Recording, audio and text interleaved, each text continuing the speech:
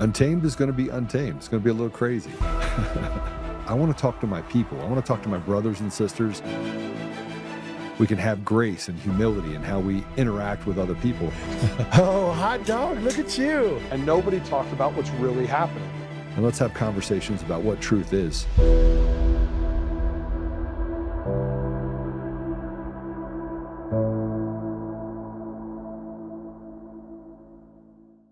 To summarize maybe the woke mind virus, it consists of creating very, very divisive identity politics. So it actually amplifies, woke mind virus, in my view, amplifies racism, amplifies, frankly, sexism, and all the isms. And while claiming to do the opposite, it actually divides people and makes them sort of hate each other, and it makes people hate themselves. And it's also anti-meritocratic. It's not like, it's not merit-based. So you want to have people succeed based on how hard they work and the talents, not who they are, whether they're man, woman, what race or gender. That stuff is all creating. It's an artificial, mental civil war that is created, and it's not. And let me tell you, it's no fun. Okay, it is like woke mind virus and fun are incompatible. There's no fun in that. No joy. Woke mind virus is all about condemning people instead of celebrating people. Like when in the woke, it just doesn't celebrate. It's all about condemning and being divisive and being I think it's just evil, frankly. Yes, the woke mind virus is alive and well. It's taken over all aspects of our lives: social media, schools, colleges, universities, the courts, politicians, television shows, you name it, it's everywhere. Hi, everyone. It's Patrick. Class is in session today. Joe's out. He gave you guys the heads up yesterday, so I'll be in the chair. He's traveling, doing what he's got to do. The dude stays busy. He will be hosting tomorrow, so everyone make sure you tune in. We got Casey, the car guy, lined up for us tomorrow. So hopefully that all works out and we'll have a great episode. But Joe will be in chair tomorrow. Thanks for joining today. I'm here. Yeah, the woke mind virus is part of what's going on in America. It's not the main problem, right? It's a portion of the problem. It's a facet of the problem. The main problem, what's going on in America today, is we're in the middle of a communist revolution. That's legitimately where we are in America today, a communist revolution. And the woke mind virus is a part of that, okay?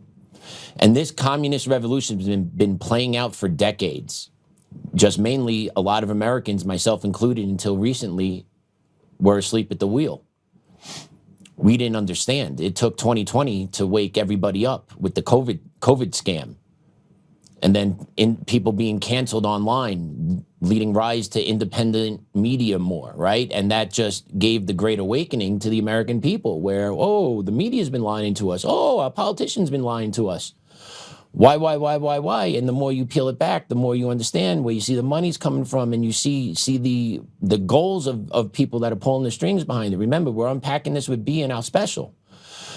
And we're legitimately in the middle of a communist revolution where you have those looking to put their will, no matter which way they get about doing it, into our face every day, right? And it's happening all across the board. They do it through multiple means, right? They got the social media game, the online game. They got the regular media game that just echoes and parrots what our politicians are saying. So you got the politicians out there saying what they got to say to make sure they keep driving home the communist message, even though they claim to be working in the best interest of America and Americans. We know that's not to be the case with about 98% of them in Congress, right? You also have the ground game that these communists have going on. They have their protests. They are organized. They are well-funded. They have rapid mobilization. They have signal chat groups, right? So you have kind of a... you have your people, your ground game, your kind of slight infantry group on the floor that is ready to respond to things that the government is doing, right? Specifically right now, what the government has been trying to do is mass deportations. And you saw what happened there. The communists were able to provoke some bad incidents to occur, caught on camera, 2 people were killed, and then that drove the public pressure for President Trump to back off the hardline immigration stance he was having in Minneapolis and Minnesota, specifically because of the Somali fraud that was uncovered there. But the communists know how to deal with this now, right? They acted it out, they took notes, they learned from the past, and they learned from the present. And now we're going to see what that's going to look like in the future moving forward with these organized protests. And it's still winter here in America, right? Give it some time. You know, in out west here, it's been warm. But give it some time and we'll see where the summer takes us, right? Because the communists never stop. And we're in the middle of it.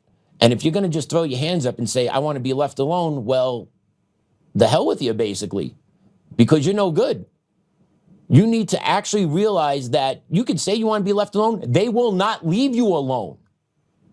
Like, that's the reality Americans need to understand, right? And it's the generation, I'll say it again, it's the generation now that has kids, those that are parents. The grandparents are separated from this. They have done their duty. They are in retirement. They don't want to be, they kind of want to know what's going on, but they don't really want to be involved in it because it is too all-consuming.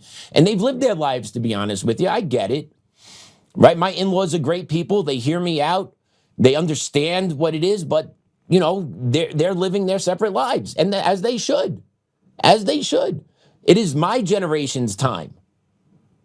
Okay? It is the ones that have parents now that really need to wake up.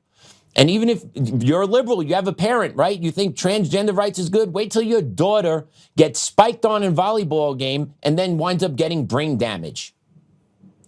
See how you feel about trans rights in sports then. Or your daughter's wrestling in middle school or high school, and the competitor she's wrestling against, she doesn't know is a boy, and that boy is presenting to be a female, and then that student then sexually assaults your daughter by putting their fingers on your daughter's vagina in a wrestling match.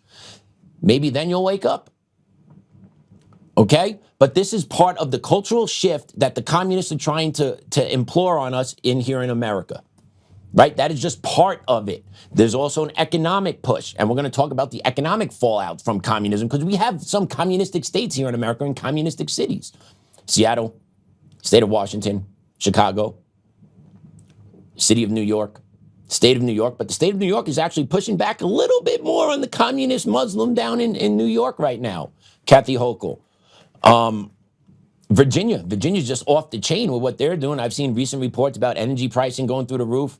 They're gerrymandering the state 9-1, right? In a state that voted 75 to 70, 40, I'm sorry, that voted 45 to 47% Republican in the last presidential election, now is being gerrymandered down to have basically 1 vote out of 10 in the state of Virginia, right? So it's ground warfare all over the place.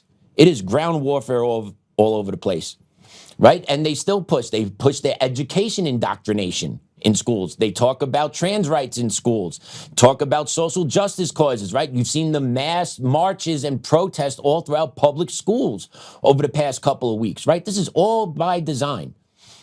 And the teachers' unions are behind it. NEA is behind it. And they don't want what's best for kids. They want an uninformed, unintelligent populace that does not think for themselves, that will be solely reliant on government. That's what they want out of the education system. And if you really think about it, if the education systems really wanted what's best for schools and what's best for kids, and to set kids up for the next 5, 10, 15, 20 years for success after they're done with high school, what are they doing for them? What are they actually doing for them? Are schools taking on new AI initiatives to teach kids how to use AI, how to develop AI, how to implement AI? No, doubt it, because the people in the school districts have no idea how to use AI. But AI will be the driving force for this kid's generation coming up. Hell, it'll be in my generation. Okay? But those kids that are 16, 17, 18 years old, on the cusp of going to college or on the cusp of entering the workforce, that soon to be will be non-existent for them, because most of these jobs that these high school kids that cannot read or write are graduating from, somehow are graduating high school, that can't read or write. Take a look at some of these literacy rates that we've been covering here on the show. But these kids then are going to enter the workforce. But the jobs that they're going to look to take are going to be taken over because AI is going to be doing the jobs for them. So what are you going to have? You're going to have a whole bunch of angry 19, 20, 21-year-olds pissed off, no job opportunity, no future, right? Boom. Communist game. Add to their ground troops. The schools are building this for them purposefully because they're not preparing kids for what's coming next. They're preparing kids to be protesters, social justice warrior, equity advocates, anything but an informed citizen. And that's what we have now in America. And this is what we get. This is the byproduct of it. And now us as Americans, the ones that are aware and awake, we need to dig in and rise up. Okay, I fight every day. Legitimately, I'm fighting every day. I come here and I work the show. Working on this show is fighting it every day because Joe is one of the few people that are out there that are authentic, that are real, that bring the receipts to back up what he says. It is quite refreshing to work for the man every day. I do that. I'm in the middle of a federal civil rights lawsuit that every day I'm waiting to hear back on. I am in this 24/7, and it's not by choice. It wasn't by choice. The communists came for me. The communists brought me here. You know, I've been told I black pill or you know, I don't even know what that means, black pill. Like, I kind of understood what the red pill meant, but the black pill I really don't understand because what I'm doing here is I'm just speaking facts, or at least facts how I perceive them and through my lens. And that's through my 42 years of history on this planet, paired with some education, high school and college. Now I look back on, I'm like, geez, I spent all this money on college, and how much did I actually learn there? I didn't learn enough, I'll tell you that. I didn't know what I need to know. I learned most of the stuff I know now after college, which then reinforces what I've learned after college is that the education system has been hijacked to push a specific narrative. That's 100% true. That's part of the communist ground game. They did that. I was subject to it and didn't even know I was being subject to it till I woke up years later. And now I'm in this fight 24/7. I lost my job. I legitimately lost my job. Making six figures, medical care, right? Cherry Creek School District, Campus Middle School, heart of DTC, real nice, Greenwood Village, real nice area. I'm not taking guns out of schools anymore. I had to do that in my previous job. I'm not having to deal with gangbangers coming into the building, creating gang fights and having anarchy throughout the building for hours on end. True story. That stuff all happens in the public school system. Take a look at the videos that are out there. And districts that say, oh, that's not us. Yeah, I'm pretty sure you have a school or two in your district that behave this way. It's all over the place. It's all over the place. I lost my job. I went into depression. My wife saw things that she shouldn't have seen in me, right? Like I was a broken man. I had no recourse. I had no way of getting another job. I applied to 40 other jobs in education, got one phone call. You're talking about a guy that had 17 years of experience in education, 12 years as a social studies teacher, 3 years as a high school dean at Hinckley High School and Aurora Public Schools, 3 years as a dean at Campus Middle School in Cherry Creek School District. And I could not get one job in the Denver metro area, could not get one interview in the Denver metro area. Why? Because the communists came for me and the communists canceled me because I stood up for myself. That's what they do. They come for you, they will wreck your family, they will wreck your livelihood, and they won't care. And what caused all that? The love of the country caused all that. Me professing love of country in an equity training to the head of the equity department caused all this for me. And then when I get legal representation, America First Legal, we slap them with the federal lawsuit. And the district then says, yeah, we did all this to them and we have a right to do this. And then the courts out here protect them. The courts are part of the communist revolution as well, because you have your activist judges, these communist judges that hate America, that hate Americans, that hate what the Constitution stands for, and will trample on the Constitution to make sure their political ideology carries through. Communist revolution. So we're appealing up to the 10th Circuit. And we'll see what happens up there. We'll see what type of judgment we get up there. We knew we were going to get smoked at the low levels. We saw who was in front of us, Scott Valhalla. Yeah, wannabe magistrate judge. Well, he's a magistrate judge, but a wannabe federal judge, making sure he rules in any which way that favors the left, against Tina Peters, against myself, against any other cases that he has been brought before him, to make sure he scores his political points so that when next appointment rounds come, his name's on the top of the list to get a federal judgeship somewhere. Because that's how these games are played with the communists. That's what the left does, right? That when the Democrats come into power and they get to fill all these bench seats that are going to open up over the next presidency, they're going to take these radical magistrate judges that ruled a lot in their favors, because I guarantee they have scorecards on all these people, because they have these nonprofits that actually watch how these magistrate judges ruled, and they give these judges ratings. And then what the next administration is going to do, the left, is going to look at this, oh, okay, trampled on civil rights, went after Republicans, made sure that the state was right in everything that they did. Oh, okay, boom. Appoint. And then they'll get through real quick, because the Democrats don't waste any time in Congress infighting amongst each other when they're looking to legislate their political agenda. These judges will get confirmed, and you'll have more of the courts taken over. Boom. Okay? If that's blackpilling you, I am sorry, but that is how it works. That is the reality of the political system in which we live and operate in. And that's the system that is supposed to toe the line and make sure that we are treated fairly. That is out the window now. Has been out the window for a long time. You see these federal judges overturning rulings against Trump, bringing back, make sure deportations come back. People we've deported to Venezuela need to be brought back in so they can get a hearing.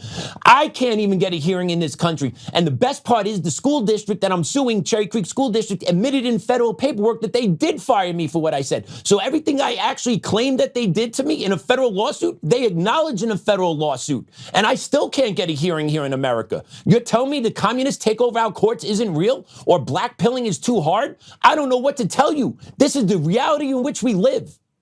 And if you need help, or if you need a lifeline, or you need to actually rectify a wrong, and you need the courts to do it, you need to be aware that the deck is stacked against you as a Republican, but especially as someone that believes in the beauty and the truth of the U.S. Constitution, which our judicial system should be based upon. Communist revolution taking over this country, every which way we look at it. So yeah, I was in depression. I sought mental health support. And then you know what happened? I couldn't afford it because insurance. I thought it'd actually be less than what it was, and it wasn't. And then my wife is working 50 hours a week. I'm driving freaking Uber Eats and doing front desk work at Achieve Sports. And don't get me wrong, I appreciate the work that Achieve gave me. They just couldn't give me more of it. And it allowed me to bring some money to my family, but it wasn't enough to pay bills. It took me out of the house on Friday and Saturdays. I didn't see my kid Friday, Saturday nights. To me, being with my kid is pretty much the most important thing. I grew up without a father. So it's important to me to be around my kid, because I want my kid to have his dad in his life, and I want to be in my kid's life. And I also want that beautiful, beautiful boy who is turning 4 today. His birthday is today. He is 4 years old. I want that kid to feel safe in this country. And if we continue allowing this communist revolution to take over, he will not be safe in this country. He will have a target on his back. He will become part of the have-nots, right? Because that's what the communists are looking to do. Class warfare, social warfare, destroy us, turn us against each other, beat us down until we're nothing and dust. And they're sitting up top. Where has communism succeeded? Where's democratic socialism or democratic socialism succeeded? Nowhere. It hasn't succeeded. What it's left in its wake with pushing socialism and communism, millions of deaths. Millions of deaths. Right? And it's coming here. It is here. It's within our walls. And there's only so much we could do as everyday citizens. We could be prepared. We could be physically ready. We could be mentally ready. We could have food resources. We have water resources. We could make sure we have backup electronics. We have Starlink. We have generators, right? We have all that.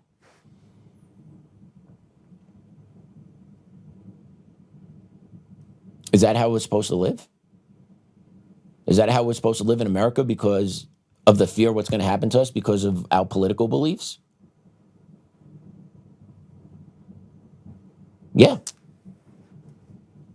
Yeah, it is. And it's in your face every day. Remember the vaccine mandates? All these Democratic blue cities and states, they fired medical professionals if they refused to put an untested vaccine in their bodies. They didn't give a shit. People on social media were banned all over the place for speaking out against the vaccine or the 2020 election was stolen. Gone, right? We have had the taste of it. Don't think it won't come back. Don't think it won't come back 100 times harder. It's not gone. It's not dormant. It's not sleeping. They're just fighting different aspects now, right? They're fighting it on social media. They're fighting it on the streets. And they're actually ramming through their agendas where they can. Communist revolution. They're not Democrats. They're communists. Okay? And right on cue, just to prove just how diabolical these people are, right on cue, after the most recent trans shooting, one in Canada, that very hush-hush over down here in America about, awful shooting up in Canada. If you guys looked into it, I believe 10 students shot and killed, over 20 injured. And then we just had the shooting at the ice rink at a high school game by another trans confused person. Well, Democrat rep Jayapal, wokeness, communist, look what she's trying to introduce on the House floor in Congress. To trans people everywhere, I also want you to know this. Those people are threatened by your strength, by your joy in being fully who you are. Those who fight against trans people are just jealous of the freedom that they have taken to be fully who they are. And so those people just want to destroy that rather than imagine what it would be like to be fully who they are. Wise words from our young people. So today, the Trans Bill of Rights makes those freedoms we all deserve as clear as the paper they are written on. And we intend to continue this fight until we win this fight. No talk there about what actually happens with trans people, that it's gender dysphoria and it's a mental health condition that needs to be treated, not encouraged, right? If anyone's been paying attention past 2 years, look at the data. The vast majority of mass shootings have been carried out by trans people. Why? Because the wiring is crossed, along with the hormones that they're taking. It's a bad concoction that is being unleashed upon us. And then us as Americans who believe that men should not be in women's bathrooms, teenage boys should not be in teenage girls' locker rooms, we're looked at as the ones that are hateful because we want to protect our kids. Absolutely not. And this is the bullshit that we have to fight every day, right? She doesn't talk about the mental health issue. She doesn't talk about the violence. But you know what she does talk about? If a white person shoots a person of a different color, she's the first one to call that out and call racism, right? So just the conniving, disgusting individuals that are in our Congress, right? And by the way, it's time to have a legitimate talk about dual citizenship and who can actually serve in Congress. Because if you have dual citizenship, or if you're a refugee from another country, how can you honestly say that you are serving America's best interest in the House or in any form of government? You can't, because your allegiance is tied to something else. Okay, we're paying a refugee from Somalia 6 figures to come into Congress, shit on America, take American benefits, make her husband/brother a millionaire, defraud us, and she could talk all that type of shit. There is no way people like that should be in Congress. There's no way that should be allowed. But here we are. Here we are, because we have been weak for a long time. We have been controlled for a long time, because the special interests are the ones that control Washington. It's not what's in the better interest of Americans, everyday folks that go to work 8, 9, 10, 15 hours a day. It's never about us. It's never about us. It's always about them. It's always about them and what their special interests want and who's cutting a check to them to make sure, oh, thank you. Oh, my brother can work at your company? Thank you so much. I'll make sure that legislation gets out there. Right? Special interests have corroded away the fabric of America. And now us as everyday Americans that are aware of this, we feel powerless. Also because our election systems are hijacked. So even now that we're aware of it, we can't rectify it because the elections are corrupt. What do we do about that as Americans? Right, Jeff? I'm not trying to black pill. But what do we do? What do? We talk about it. We post about it. We make noise about it. We throw shine on it. But ultimately, we cannot change the voting system here. Now, President Trump pulls that trigger and everything is lining up the way Patrick Byrne is talking about, then headway can be made. But until that lever is removed, until we rectify the election system in this country, get rid of mail-in ballots, require voter ID, local precinct counting, we don't need to send it electronically anywhere, we don't need to store anything electronically or ship it anywhere. But until we just get back to the basics, one American citizen, one vote, this is how they voted, and it's counted correctly, which sounds so basic, but yet so hard and so complicated. Why? Because the system needs that complication, that system needs that chaos, because that's where the communists thrive. They thrive in chaos. They cause the chaos. They know what they're doing. 73% of all Americans agree voter ID needs to be enacted, but yet the communists continue to fight against it here in America. Why? Because they need that to commit the fraud in order to enable the stealing of the American voice. It's a vicious cycle that we are caught in. We are in a vicious cycle here in America. So you have the politicians that are controlled by special interests that allow our elections to still be compromised. President Trump, tick, tick, tick. Time's ticking. We need action, my friend. You have been talking about it on your Truth Social. Tulsi Gabbard has been dropping docks and bombs everywhere. Needs to come. Needs to happen. We need to clean up the election system. We need to clean up our school system. Okay? In New Jersey, you got to hear what's going on in New Jersey. Yes, blue city, blue state, sorry, not city, blue state, right next to New York. But a lot of people in New Jersey are not Democrats. They're not. They moved to Jersey to get away from the bullshit of New York. They don't want it in Jersey. But yet somehow this is going on in second grade. Listen to this clip. What is the state of New Jersey teaching second graders? Well, you would assume that they're really focused on building basic math skills and reading skills, which presumably they are, but listen to what they throw in there. So this is for students that are supposed to have achieved these things by the end of second grade, according to their own curriculum. Differentiate between gender identity, gender expression, and sexual orientation. So they think that's really important for second graders, 7-year-olds, to know. But then it gets even worse. Listen to this. They need to know how to define vaginal, oral, and anal sex, how to perceive consent to sexual activity, how to identify short and long-term contraception, and safer sex methods that are effective, and how to identify and access and use them, and to prevent unintended pregnancy and sexually transmitted infections. All of this is in a curriculum that a second grader needs to know about. Can you think, like, if that was my kid coming up, like, are you kidding me? This is what the legislature and the voters of New Jersey tolerate. You're talking about 7, 8-year-olds that need to know what oral sex is, vaginal penetration. Like, are we for real? But this is what the communists do.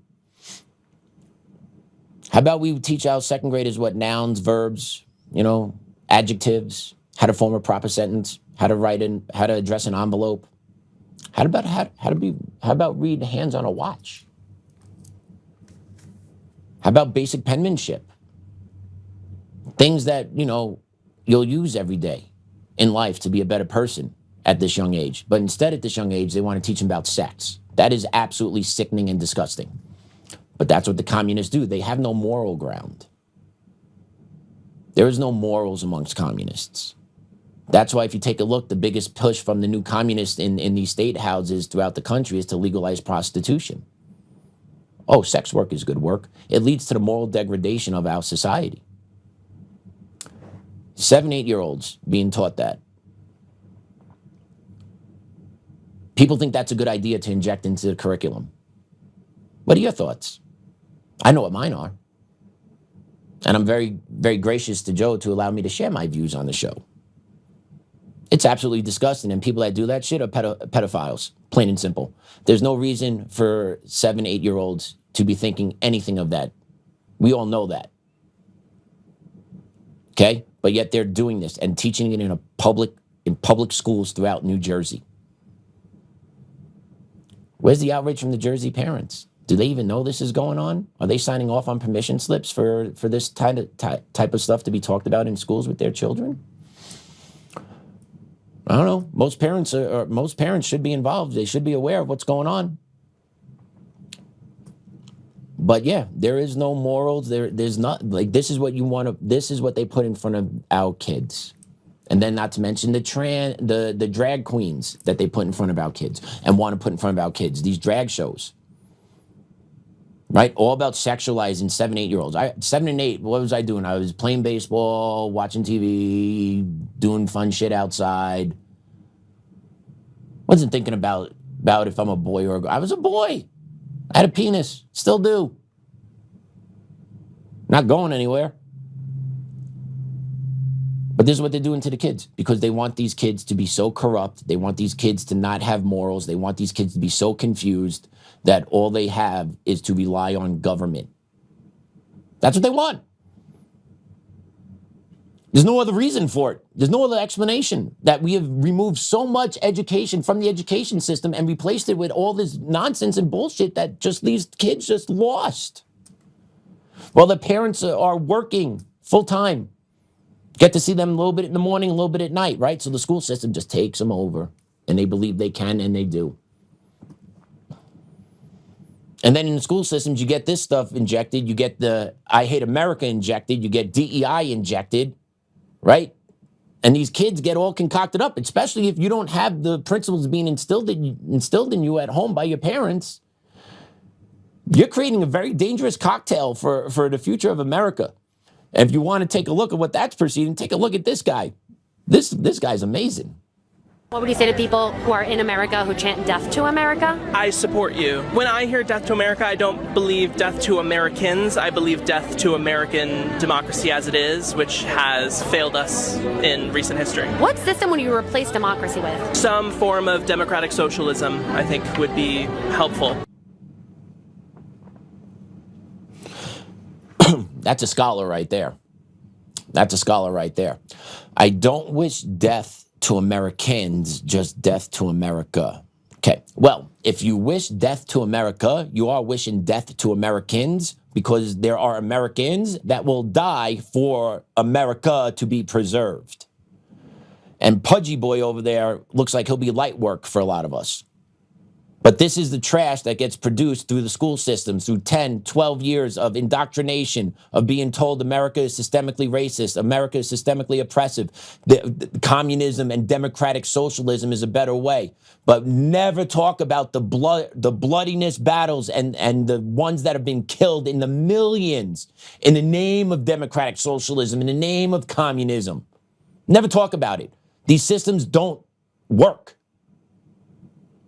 Okay? And if you're looking to fundamentally change how this government governs its people, there will be millions of people out on the streets. It will become a full-fledged civil war. So if you're talking about you want to get rid of American democracy and take away what has made America great, right? Because with that, you got to do away with the Constitution. You got to do with the Bill of Rights, right? It's not just flipping a switch. You are now changing the fundamental rights of us as Americans, which, mind you, don't come from our government. They come from God. And communists 100% hate that fact, and they will do anything and everything to remove that fact from our knowledge and existence. Public school system, indoctrination camps, leading to mental retards and mental midgets being social justice warriors, saying stupid stuff like this, which have no idea what the ramifications would lead to.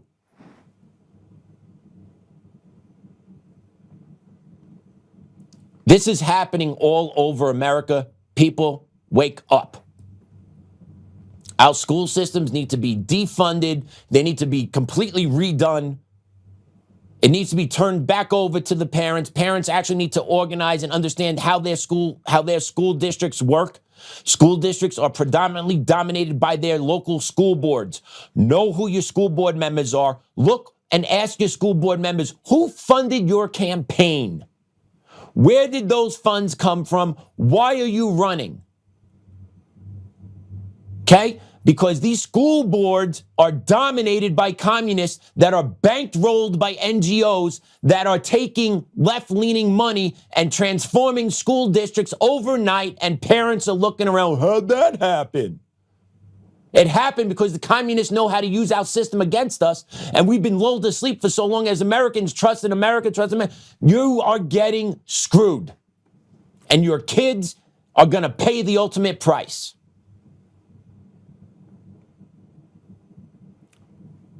Once again, not blackpilling, telling you how I see it through my lens. And if you think I am wrong, if you think that there's a path forward that could change this, I'm all ears. My idea is gutting the entire system because the system is just infested with rot.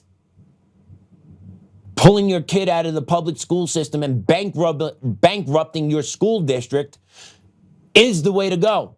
Unfortunately, most families don't have that opportunity because it takes two now to provide.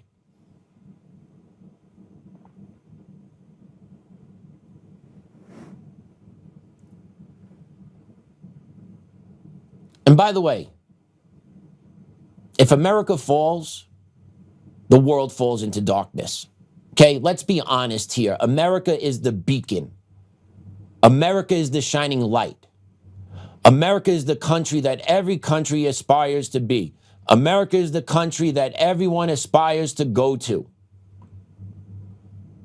And if this country falls, the world falls into darkness, into chaos. America is that shining light still.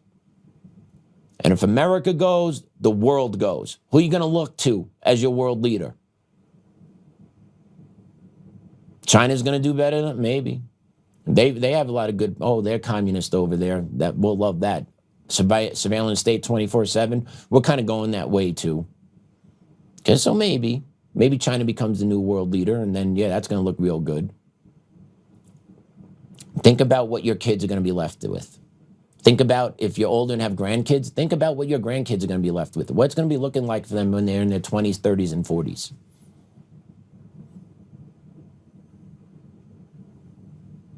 Okay, don't forget, you had the Russian Revolution that occurred. You had China. You had Cuba, Vietnam. Millions of people had died fighting communism. Why?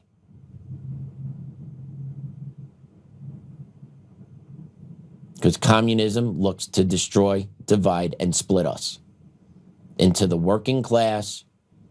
You stay down here, I stay up here, and here's your little money. Now you do what I tell you, and you be happy. Now if you start speaking out against me, you start doing stuff I don't like, I'm going to take your money away. Take a look what's happening in China to the young kids that are not keeping up with their social credit scores. They are homeless on the streets in China. No one's talking about it. There's clips on X. I'll look to get some for you later this week. Right? Don't tell me communism's great. Communism's great if you're part of the ruling class and you do what they tell you to do. Then it's great. I like to think and do stuff my own way. And I believe a lot of Americans feel the same way. And a lot of Americans want this nonsense to stop. And you got the Americans that just simply want the old America back. Play this cut. When I say I want everybody in this country to assimilate, what I mean is I should be seeing no signs in this country that are in Spanish. Learn English, Juan. You've been here for 8 years. I should not be calling my tech support and this nigga has an Indian accent. What the is going on? I should not be seeing no Muslims praying in public. I should not be hearing the call to player playing outside in public. Nigga, take that shit to the mosque. I should not be seeing any Chinatowns or Somali villages. If you want to do that bullshit, go back to your country. No ethnic enclaves in this hoe. With U.S. citizenship, if you're becoming a U.S. citizen, you have to remove all other forms of citizenship. That means you Zionist Jews, it's either you're loyal to America or you off back to Israel. This country needs to look like the same way it was looking at the beginning, meaning everybody in this bitch is only loyal to America. You speak English, you are Christian, converting to Christianity, or you respect that this is a Christian nation and you practice your other faith in private. Dude's got some points there. He's got some points. Right? English native language, yes, right? What is a country? What is a country defined by? Borders, language, culture. We have our borders. Language is still English here, but you know, you got to have diversity. You do have different signs posted everywhere. You press 1 for English, press 2 for Spanish, press 3 for Portuguese, right? We still got that going on, and our culture's a hot mess. So we are slowly losing our culture, our country itself. But most Americans want what he is saying. Most Americans are tired of the bullshit. Most Americans just want to go about their day to day, love this country, believe this country is the greatest, practice Christianity, get this other stuff out of my faith. If you don't want to assimilate here, then why are you here to begin with? Fair question. Why do people come to America? To be systemically oppressed against and to be put down? Or do they come to America for the free handouts we give them because we're systemically oppressive? I don't know. I don't know. But it's the reality. We are a good faith, Christian-based country that has been more than welcoming to all different types of people all throughout the world. And we are told we are the racist ones because we are saying enough, enough, enough. Stop taking advantage of us. If you're coming here, learn the language, speak English. Come here and then shit on this country? Like the Somali refugee in Congress that is making 6 figures, but yet still calls us a racist piece of shit country. Those people can get the fuck out. Those people are trash. But yet somehow those people are allowed to serve in Congress. And she's not the only one.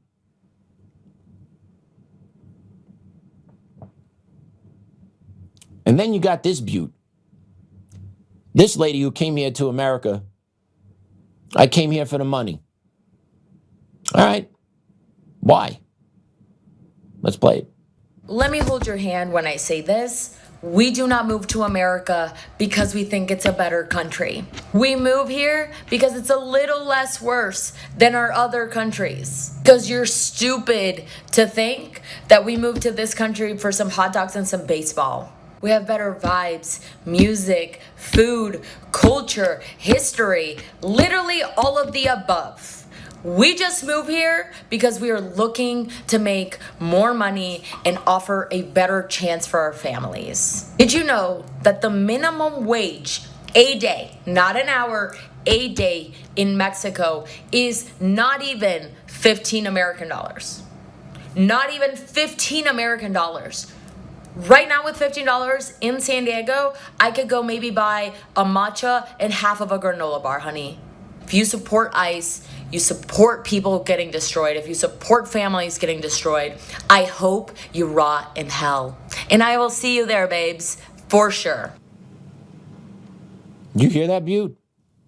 A little not as worse as my other country. Come here to offer a little bit better life. It sounds like we're a better fucking country. It sounds like she is retarded. It sounds like she is a piece of trash. It sounds like she's an ungrateful immigrant that came to this country, spitting on our country, saying Mexico is better, we have better vibes, better music, better this, better that. Then why are you here? Oh, because your family has a better chance here. Okay, so what's more important to you then? Safety, security, and a better chance of way of life? Or my music, my culture, my vibes? Which, by the way, you still have here in America. But these are the morons that are out there, and we give them time, and they talk about our country this way. She needs to go. Like, are we for real? We tolerate this ridiculousness. What other countries can we fly into, immigrate to, then talk shit about, and then that country's going to be okay with us staying there? Please tell me. Please tell me. That go over well in China? No. Go over well in Qatar? No. Go well in Israel? No.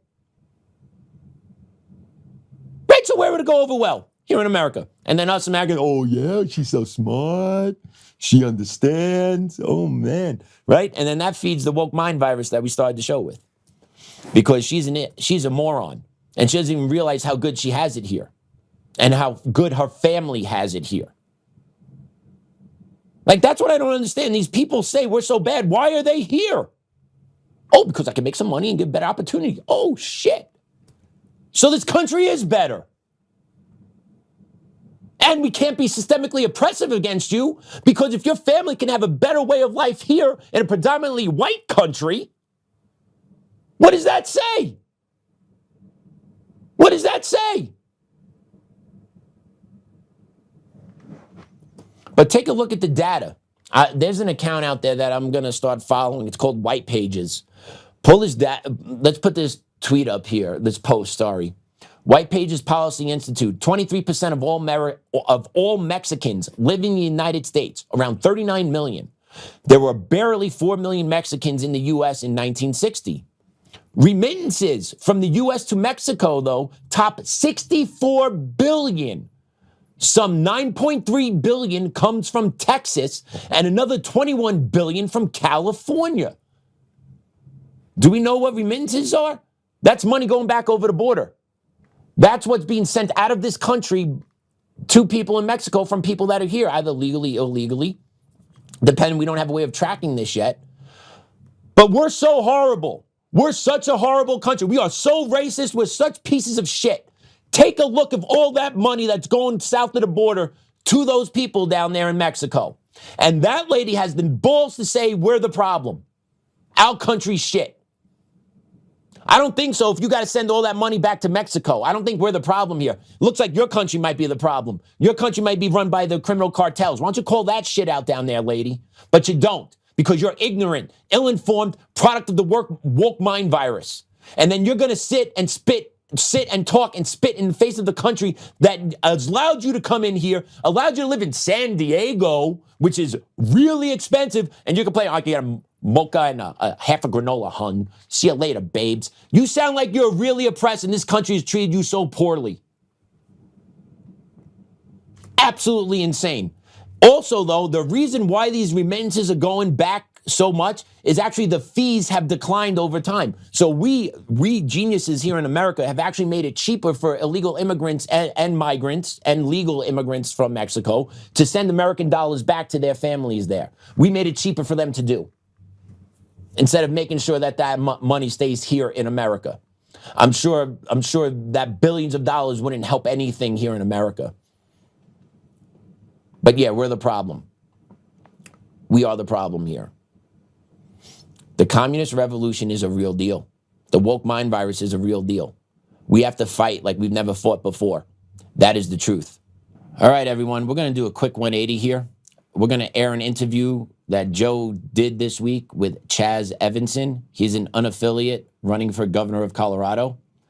The clip is going to start with a soundbite from one of our favorites here, our friend 1B Free, as it lays the groundwork for the conversation between Joe and Chaz on Colorado politics. So I hope you enjoy. We'll catch you on the back end.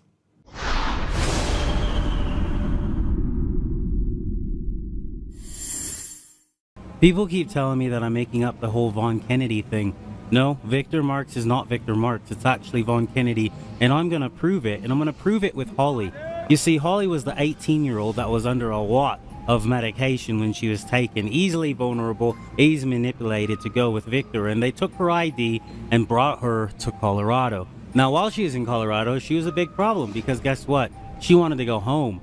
And so they came up with a solution to sending her to Victor Marx's sister-in-law's house. Her name is Rebecca Kennedy. Now, I'm going to prove it with a video, but there's also something else you're going to want to see at the very end. So check out what Holly has to say. Get an MRI scan, or you can go to my sister-in-law's house in Dallas, Texas. Mm-hmm. This is where we get there. So, with Rebecca Kennedy, which is Victor Marx's sister-in-law. So as you can see, she was sent to what she believed was Victor's sister-in-law, Rebecca Kennedy.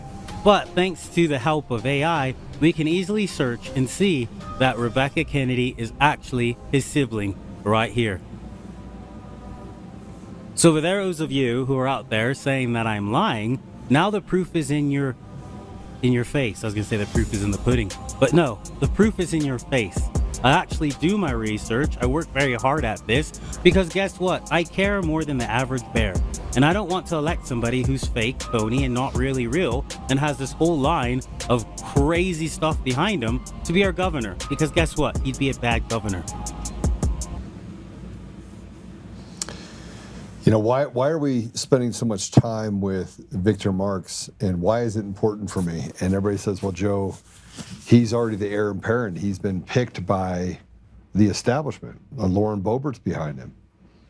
He has people that have signed off on he needs to be the next governor. And so I almost got caught in that trap myself. You know, I actually put a post up when they said he was going to run for office, and I just did a cursory glance over of who the guy was, and I was like, all right, he's a warrior. That's the guy I'll support. Then I went and met with him. And that's when I saw Mr. Empty show. So I'm actually joined in studio by Chaz Evanson. And Chaz is running for governor as an unaffiliated candidate. And I spent a lot of time talking to Chaz online. Then I got on a Zoom call with him. And here's what I discovered. I discovered that good ideas and real people are not what the establishment wants to put in office. They want to put someone in office they can control. And that's what we get by Victor Marx. So with that said, Chaz, welcome to the show. Thank you, Joe. Thank you for having me on the show. Really appreciate you bringing me on. And I do agree with everything that you're saying. I think the establishment has a way of, and I've noticed it in my campaign. You know, I've asked for invitations to share ideas with other people over the course of almost the past year now. And you're the only person, one of the few, I would say, that's given me an opportunity to share these ideas with people. Well, let's start by having people know a little bit about you. Why don't you tell them a little bit about you? You're a Marine. Yes, sir. So yeah, I was born and raised in Colorado. I'm actually from Cortez. I joined the Marine Corps in 2000, and over the course of time, my first enlistment, kind of like most people, deciding whether or not I was going to make that a career, deciding whether or not what I was going to do. And after some things happened, and realizing that supporting and defending the Constitution of the United States of America against all enemies, foreign and domestic, was what I wanted to dedicate my life to. My wife and I made the decision that we were all in for a 20-year run. And so that's part of the reason why I'm here too, is because what I've recognized since I've retired is, you know, as you're going out and you're fighting these enemies overseas, trying to keep the wolf from getting inside of the sheep's pen, and then retiring, I would say when you're in the Marine Corps, or in the military, you're kind of in a little bubble in so many ways. And it's not necessarily a bad thing, but you're like hyper-focused on national defense, national security. And so that's your job. I mean, that's right. And so it's important because you don't want to be distracted from that. You need to be laser focused. And then upon retirement, when I moved to Colorado, recognizing that the enemy is actually inside Colorado. And I think, you know, one of Sun Tzu's things is all war is deception. When you read his first writing in The Art of War, and recognizing that a lot of us have been deceived, and when your eyes are open to the deception, you have a choice. You go after the people that are doing the deceiving to restore Colorado, or you don't. I mean, there's really no middle ground, I guess. Well, we have a theme song for Colorado. I figured I'd start it this way, so then we can get to some of your policies and things that you believe. I believe that largely the Democrats, Republicans, Independents have all been left behind by inadequate and selected leadership that frankly have done real harm to the people of not just Colorado, but people around the country. But so we created this song, and it's a Colorado Unchained song. So let's go ahead and Paul, see what you think of this. Let's go ahead and play it.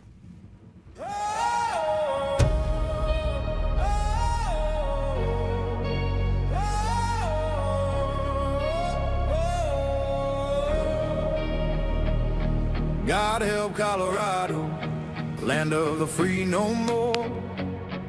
Chains on the people, from the plains to the western shore. Leaders lost their way in a liberal haze. Time to rise up, set the Rockies ablaze. Colorado's bleeding, high crime on the streets. Denver's a war zone, can't walk without defeat. Immigrants pouring in, gangs like Trendy Agua run wild. Crimes unchecked, our safety defiled. Roads are crumbling, potholes everywhere. Taxes sky high, but they don't seem to care. Tables under siege, refunds disappearing fast. Liberal schemes stealing our cash at last. God help Colorado, we real leaders now. Tina Peters locked up a prison somehow for fighting the steel, standing tall and true. Polis barring with Trump, but he's looking like a fool. High taxes crushing families on the brink. Crime waves crashing. What do you think? God help Colorado, break these chains we bear. American spirit will fight anywhere. Election integrity gone, dark money rules the game. Homeless camps brawling, drugs fuel the flame. Polarized politics, Green Deal sell us out, but hope's on the horizon, no doubt. God help Colorado, we need leaders now. Tina Peters locked up a prison somehow for fighting the steel, standing tall and true. Police barring with Trump, but he's looking like a fool. High taxes crushing families on the brink. Crime waves crashing. What do you think? God help Colorado, break these chains we bear. American spirit will fight anywhere. Trump don't make idle threats, they're all going down. Colorado rising, taking back the crown. God help Colorado, but we're fighting through. Red, white, and blue, forever true.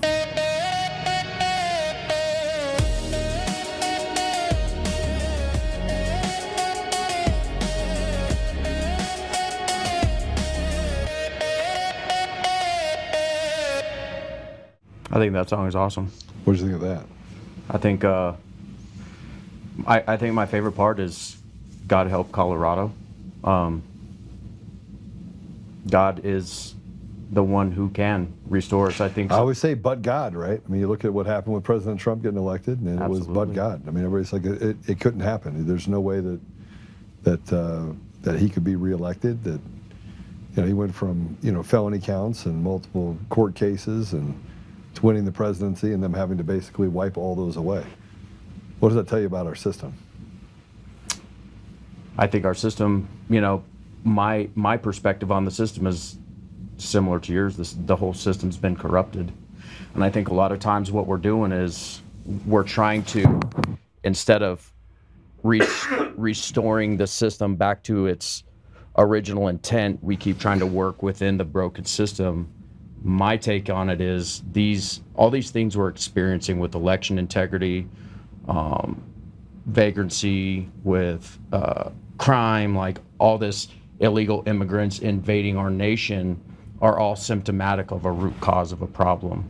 And the root cause of the problem is we've departed from, we say we're one nation under God, where I think our nation at large, and sometimes the state, the government has tried to make itself God, and we've kind of departed for that. So a restoration of our godly heritage, but going back to constitutional principle of the original intent of the Constitution. I don't think the government was ever designed to be our daddy. No, it was not. And if you look at it from that perspective, it's hard not to be a little bit suspect over all the things that we're facing, right? So you have regulation, law. You can't do this, can't do that, can't do this. It's like this constant thumb that's on top of us. And I think one of the reasons why we're in a place where people are unhappy and is that they can't figure out what's actually taking it from them. But it's this pressure. Right. Yeah, I think what's happening is, the founders, the Constitution is built on the idea of a completely minimalist government. Right. And the founders layers of it. Right. And the founders believed that people had to be self-governing, so disciplined from within, where they would say that only a virtuous people can be a free people. The more vicious people become, the more need of masters they have. And so when you're thinking about that contextually, all these people knew the Bible inside and out. Over 30% of the direct quotes and the ideas for our Constitution came from the Bible, and then you have the New Testament.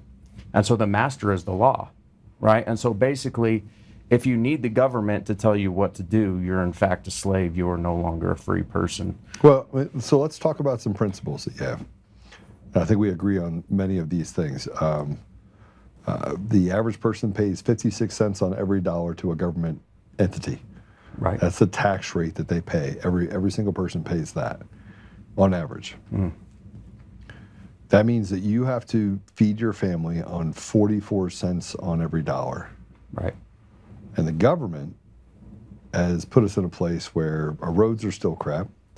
Right. Education system, 20% of the children in Colorado are being homeschooled. It used to be 1.5%. Right.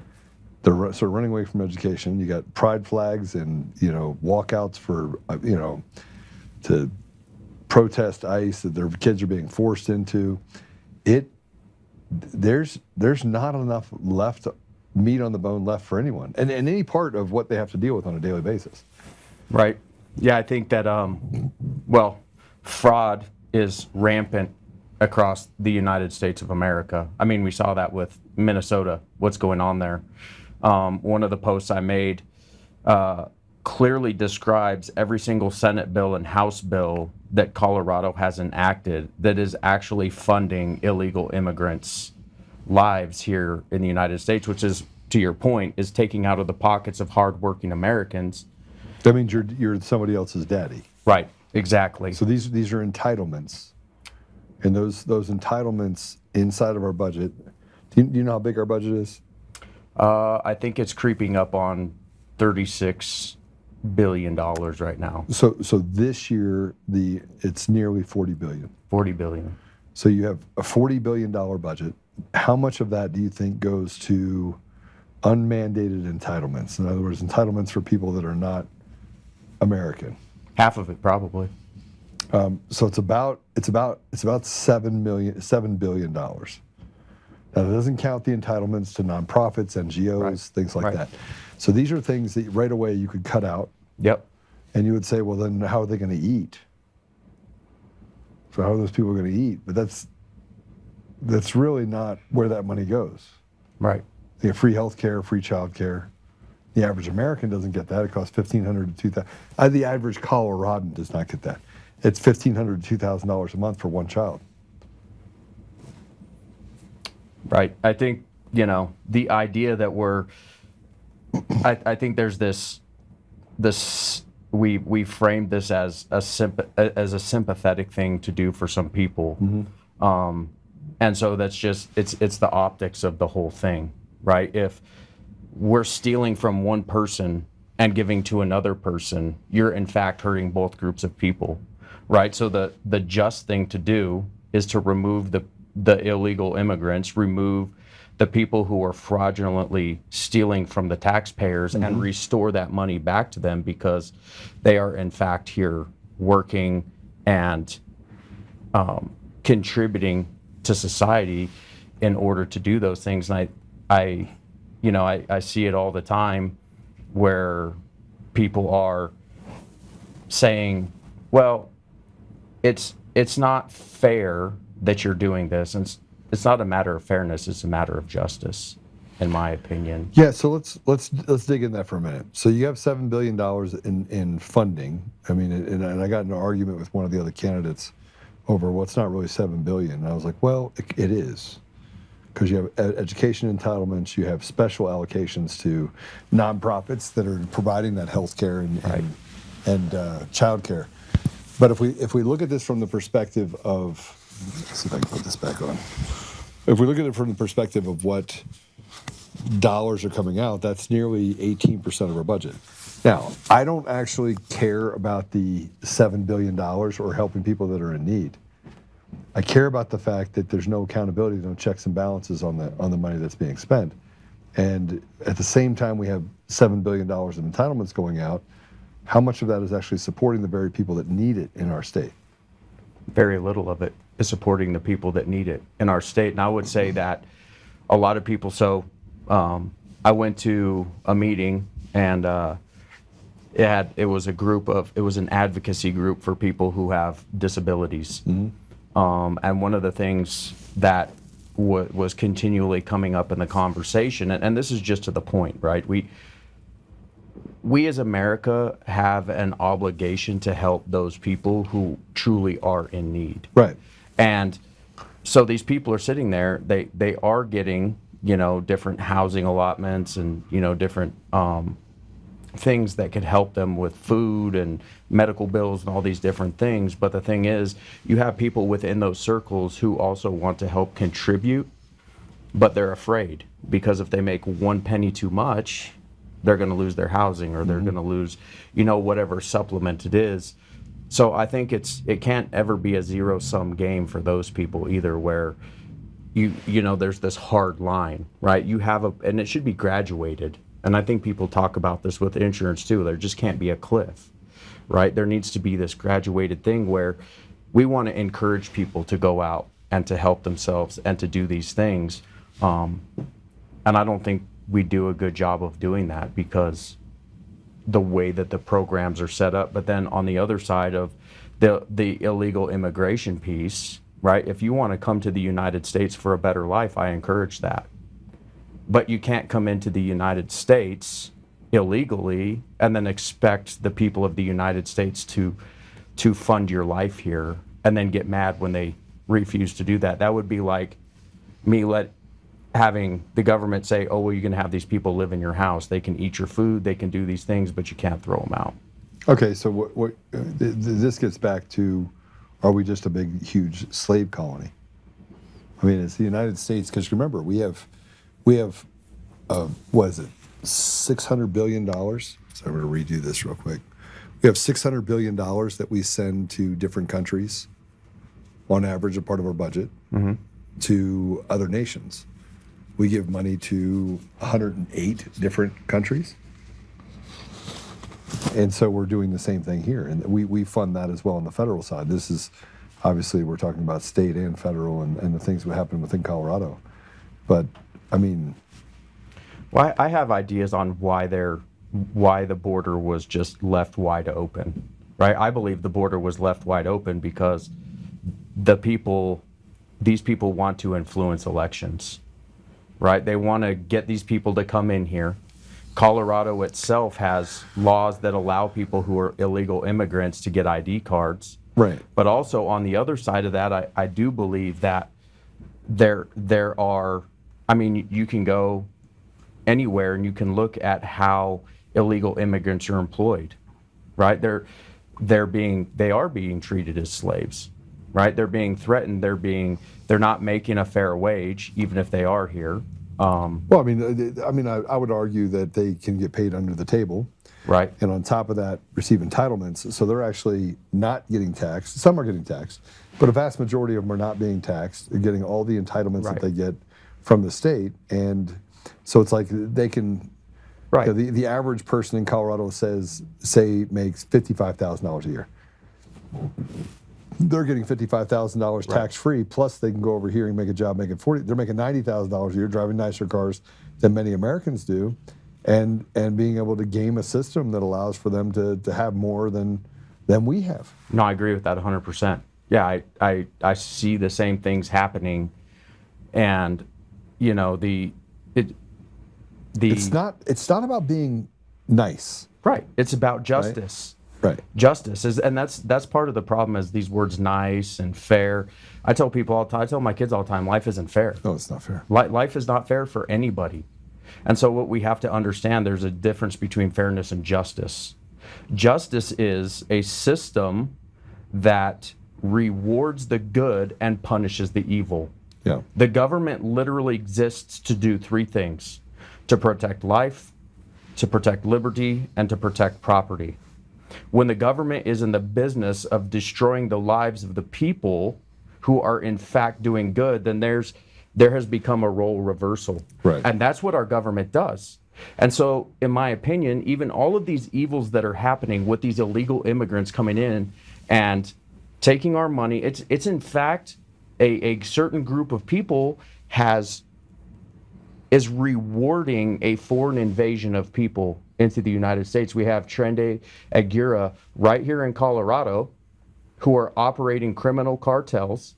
They probably have operatives working within the legislature in some way, shape, form. Look, we're going to legalize. We're trying to legalize prostitution.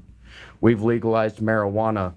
We're a sanctuary state. We have in fact become the hub for criminal, illegal action, in my opinion, in the United States.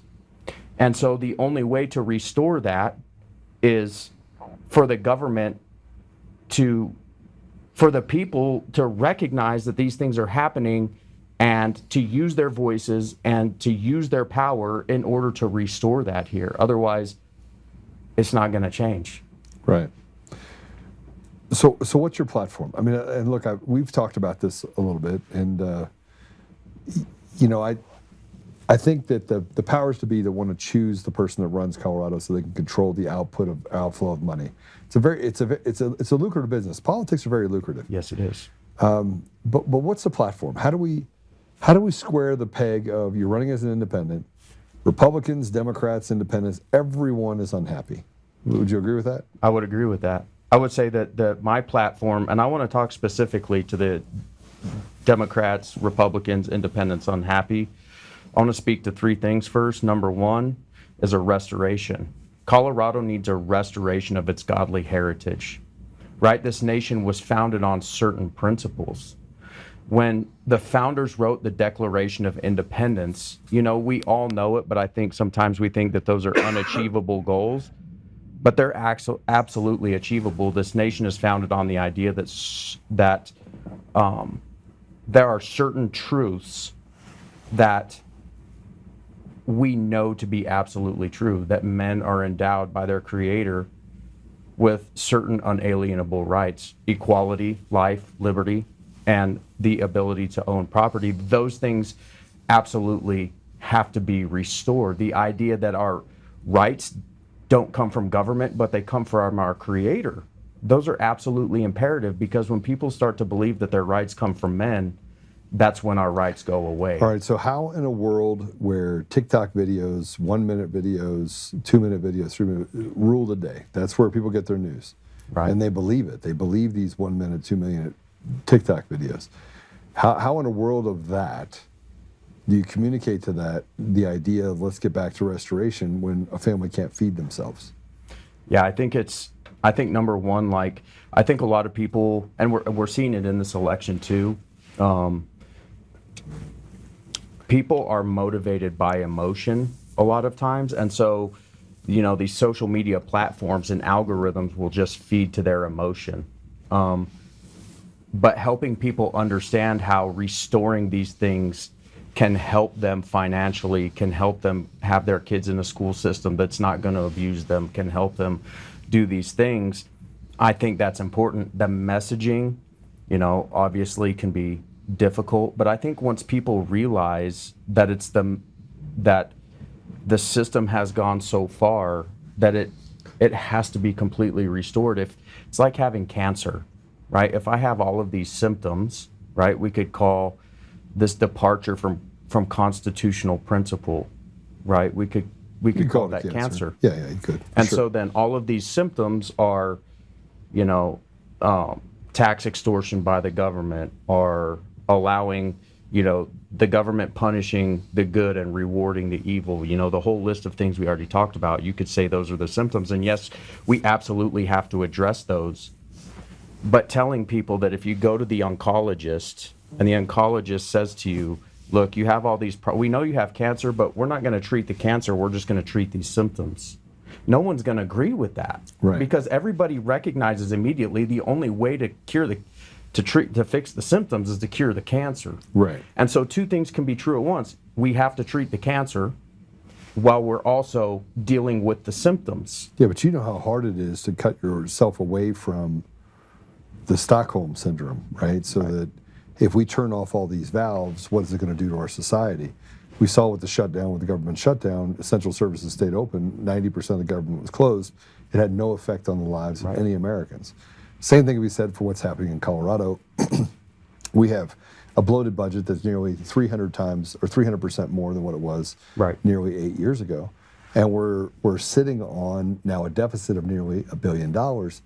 And they've used that as a dog whistle. But the reality of it is that nobody really is, your head's spinning, you're trying to figure out, oh, you can't do this, can't do that. They scare the public into following these rules and saying, hey, we're out of money, we need more money. Well, in people's minds, you're almost $1 billion in the hole. They think somebody somewhere is going to pull the plug out of the wall and they're going to die, which is not true, right? No, so, that is absolutely not true. And I think, sorry, I didn't mean to cut you. No, go ahead. I was just going to say that I think the people, and this is something we've talked about, the people retain the power. But I think the problem is people are listening too much to the algorithms in their social media posts and then their different things. And I think we can, as people, and I think there are more people that aren't afraid to just let it go. Right, and it's the fear-mongering campaigns that happen. Like, if you don't continue to fund the beast, then all of these bad things are going to happen. And I think it is a very poignant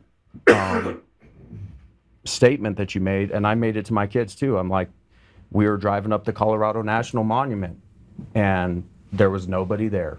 Yeah, and everybody was basically doing the right thing. We don't need the government to tell us what to do. Yeah, I mean, look, you have bad actors that have been bad for so long, and I think that, as we start peeling back the onion and getting to a place where, I've talked to you about the poorest among us. We've got to get to a place where the 40% of our tree that's rotted to the core, and I'm not talking about the judiciary, I'm not talking about the leadership, I'm talking about people in the community, right, who have crap schools, who live in deserts, like food deserts, education deserts, opportunity deserts. There is no someone from United Airlines in there saying, who wants to be a pilot? Right. It's not even an opportunity. It's not even a thing that they even think could be possible. But we've got to start addressing those people, and that 40% is growing. Right. And on top of growing, they're not voting. They're not voting for anything, right? They're just trying to get by. So how in this kind of turning things around in 2026, let's hypothetically say you're elected, how do you deal with the 40%? How do you reach the 40% first to get them to vote? And then once you do reach them, how do you fix it? Reaching the 40%, I think a lot of people are hopeless in the state of Colorado. Mm-hmm. I think a lot of on people all aisles. On all sides. Yeah. I mean across the board. Hope doesn't differentiate between Democrats and Republicans and independents and whatever. But people are hopeless, and I would say a lot of that hopelessness today, in fact, is George Washington's birthday, President's Day. But I say one of the things is when you're talking about within Colorado, the factionalism and the fighting and the fratricide that's been being committed, within this group of people that want to restore liberty in Colorado is a significant contributing factor to the hopelessness that people feel. And so, if they could see a group of people who were in fact working together under principle, right? Our rights come from God. Government exists to secure those rights of equality, life, liberty, and property, and that the people are the rightful masters of the government. If they could see people working towards those three priorities, I think because the people that I talk to normally, because I don't go to the Republican forums or the Democrat forums because I'm an independent, you know, I'm kind of stiff-armed out of those things. So a lot of the people I talk to are regular people, and they see the same things that I see, and they feel the same things that I feel. I'm literally a regular dude. I'm not a podcaster or social media guy or anything else. And no, it's no admonition, but what I'm saying is, like, I'm coming from the group of regular people, and I'm trying to tell all these people that these are the things that we see and these are the things that we feel, and it feels hopeless. Yeah. Because all the people, and it's mind-boggling to me, and actually the enemy has devised a plan to intentionally fracture this movement because we're so busy fighting ourselves. Yeah. That they don't even have to fight us. We're engaging ourselves when, in fact, what we should be doing is unifying an effort within these principally aligned patriots and bringing the fight to the enemy. And I would say that's going to get you a lot of support. And I would say once you get into office, you know, again, two things can be true. People have to know that the reason why they're suffering is because the machine is out of control.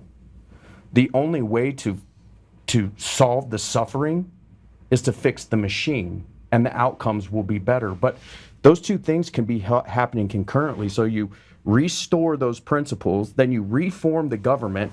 We need an electoral college. We need a ratification system in Colorado, and we need to change our elected. We have most of the counties. Well, first we got to get rid of machines and mail-in ballots. Let's start there. If we don't get rid of machines and mail-in ballots, and we don't get to a place where we have voter rolls that are clean, and where we have Americans that are voting, and we don't rip the apparatus away from people that frankly are I mean, all the county clerks and recorders across Colorado are all retarded. They're all retarded, except for a couple, because they're like, oh, there's nothing wrong with machines, because they're parroting the Matt Crane narrative.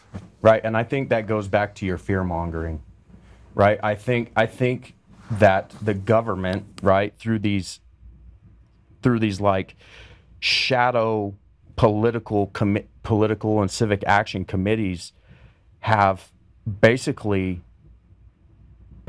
instilled a level of fear into these people that they're unwilling to speak up. Even if they believe something to be true, they won't say it because they're afraid. And so I do agree with you that the voting machines, it's been proven over and over again that the voting machines, there's multiple things going on. They have people on the voter rolls that shouldn't be there, and they're somehow voting. They're taking votes of people who would have voted one way, and they're flipping them another way. So yeah, I do agree with that, you know, but part of that's going back to that constitutional principle. And there are some things I think that when you're talking about, it's interesting. I was at a high school debate competition a few weeks ago, and their Lincoln Douglas debate was really interesting. It was incrementalism versus radicalism, and which one of those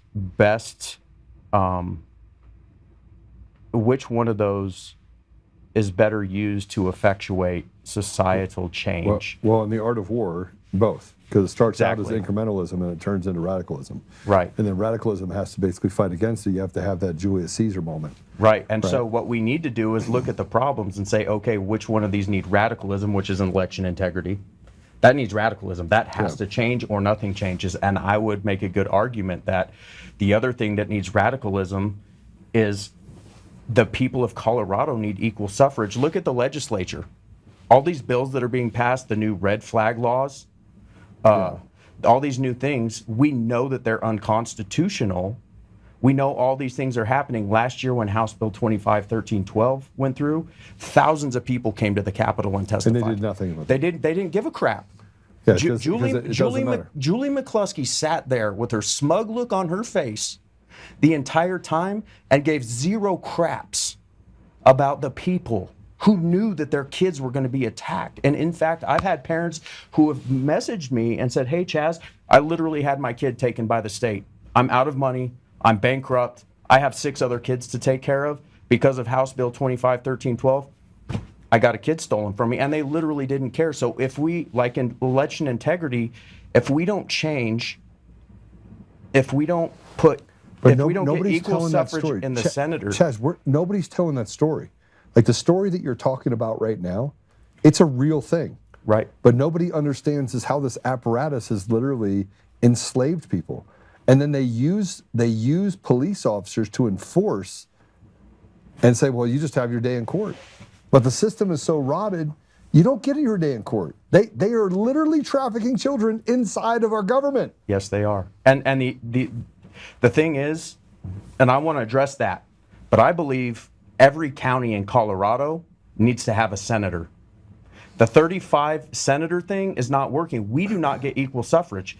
If you look at the 2024 election with President Trump, 64 counties in Colorado, 55 of them are conservative. If every county had a senator... Well, I mean, yeah, I agree with you, they're conservative, but the leadership is trash. Right, but we have to start somewhere, right? Just like if we put the mechanism in place, it gives people hope. Mm-hmm. And when people have hope, you're going to see more people coming out, right? But when they're hopeless, like the voter integrity thing, people are hopeless. So they'll say to me, Chaz, why should I even vote? I'm like, because it matters. We don't give up just because something sucks. Okay, it doesn't matter, but they still should vote. That's what I'm saying. Right. So it does matter.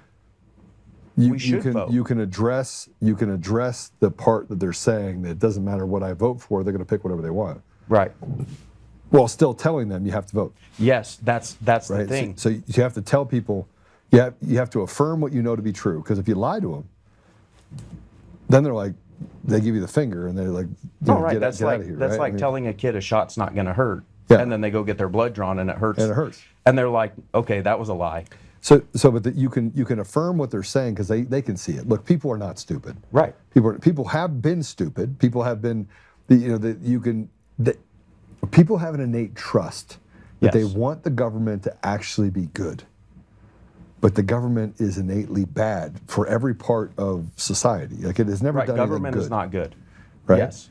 And so why you limit government is because it is a thirst for power and money and everything that you have or you want, it's trying to take that from you. It's trying to create a friction with you. Right. Okay. Now, with that said, you can tell someone, you're right. Your vote doesn't mean jack shit right now, but it will. And I need you to still vote. Right. You can affirm the fact that what they're seeing is true and still tell them, I need you to get out there and vote because I've got to be able to prove a point. I've got to be able to fight through this. I've got to be able to, we have got to get to a place where the I in each individual translates to the we and enough friction and force to stop them from using apparatuses that steal the very voice of who we are as people. And I agree with that.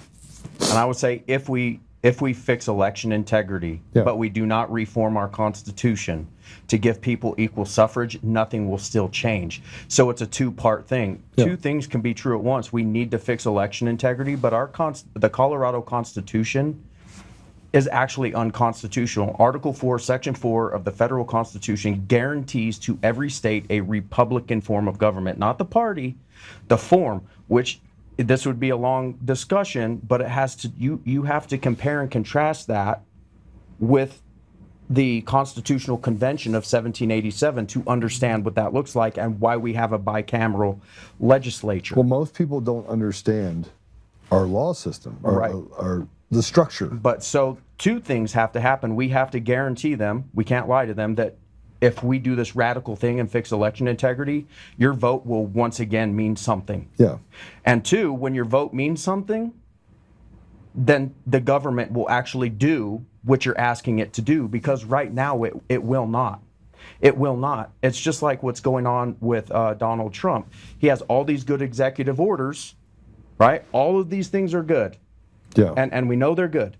But until he codifies that in law, what happens, God forbid, Gavin Newsom, AOC, or one of these other crazy people gets elected to that office, and what happens then? We just do this massive pendulum swing.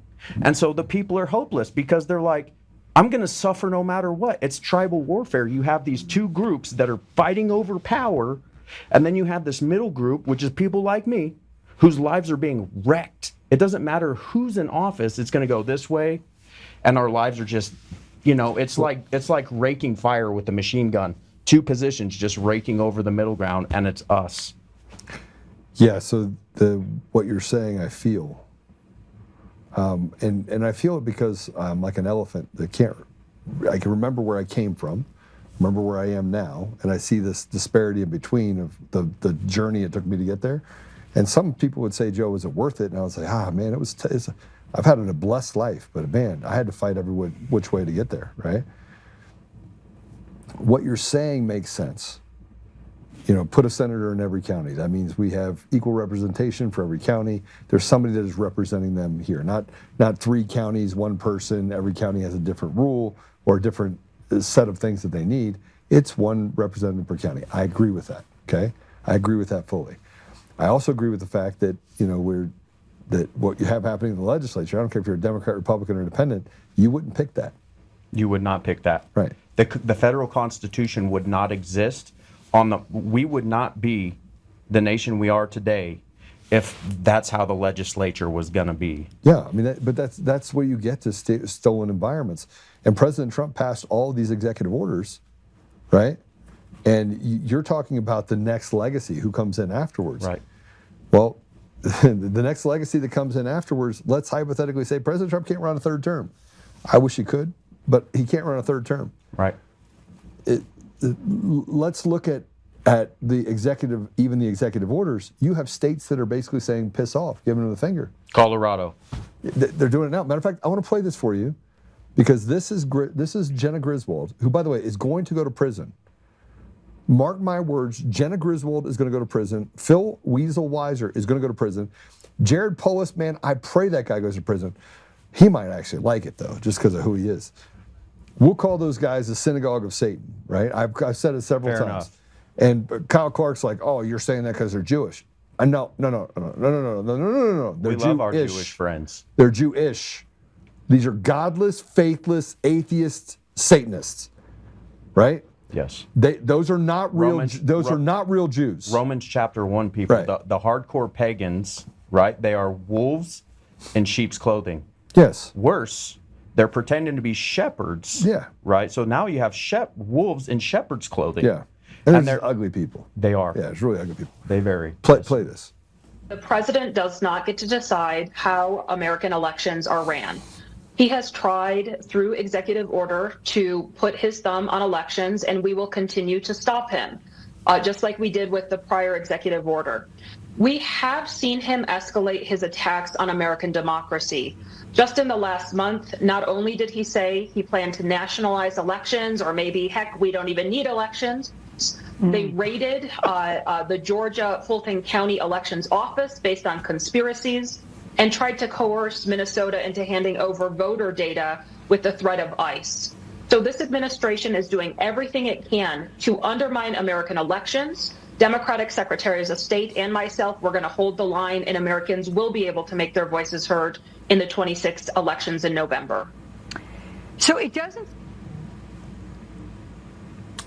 We don't even need elections. That's what he said. Did he ever say that? No, he did not. That's just patently untrue. So you have this liar who's a demon. I mean, she's like a pig. I'm sorry. She's the biggest pig I've ever. I mean, she's disgusting. She's what you would think of when you think of demons, like literal demons. That would be Jenna Griswold, synagogue of Satan woman. What she just said is that he is not allowed to federalize elections. Do you know what HAVA is? Help America Vote Act. It's passed by Congress. Okay, so this happened in 2002. Help America Vote Act. It federalized elections, and everyone voted for it. Said, yep, we want to have that. It's kind of like the Patriot Act, right? So tell me, when you have states that are going rogue like what Jenna Griswold, our state, going rogue like this, and you can only describe it as one thing. We are literally captured by a foreign entity. No, I agree with that. I think the president, and it's constitutional, right? That goes back to my idea that we've departed so far from constitutional principle. The pain is so bad, the cancer is so bad, that the symptoms have become so bad that we can't focus. It's like when my leg was crushed off. Yeah. Right? The pain was so bad, I couldn't even focus on the fact that I had broken vertebrae. I couldn't focus on other things. And when the symptoms of things are so bad, sometimes you can't focus. The president has an absolute duty to ensure to every state that to protect us from those foreign invasions. And it goes back to kind of what I was saying before. It wasn't an accident that Joe Biden just left the border open. We have a foreign invasion, and the president has an absolute duty, as does every governor as the commander-in-chief, when they swear an oath, to defend this state against foreign invasions. And so it is absolutely the responsibility of the president to ensure that every state has the ability to have free and fair elections. The Colorado Constitution talks about it. All these things we're talking about, if we just went back, if everybody just read the Colorado Bill of Rights and said, we want to restore this, we would be leaps and bounds better than what we are. But I do believe that my personal opinion is, and it's constitutional, right, where we have the separation of power, right? You have the legislative, you have the executive, and you have the judicial. I believe that every county there should be no connection between the county and the state and the federal government.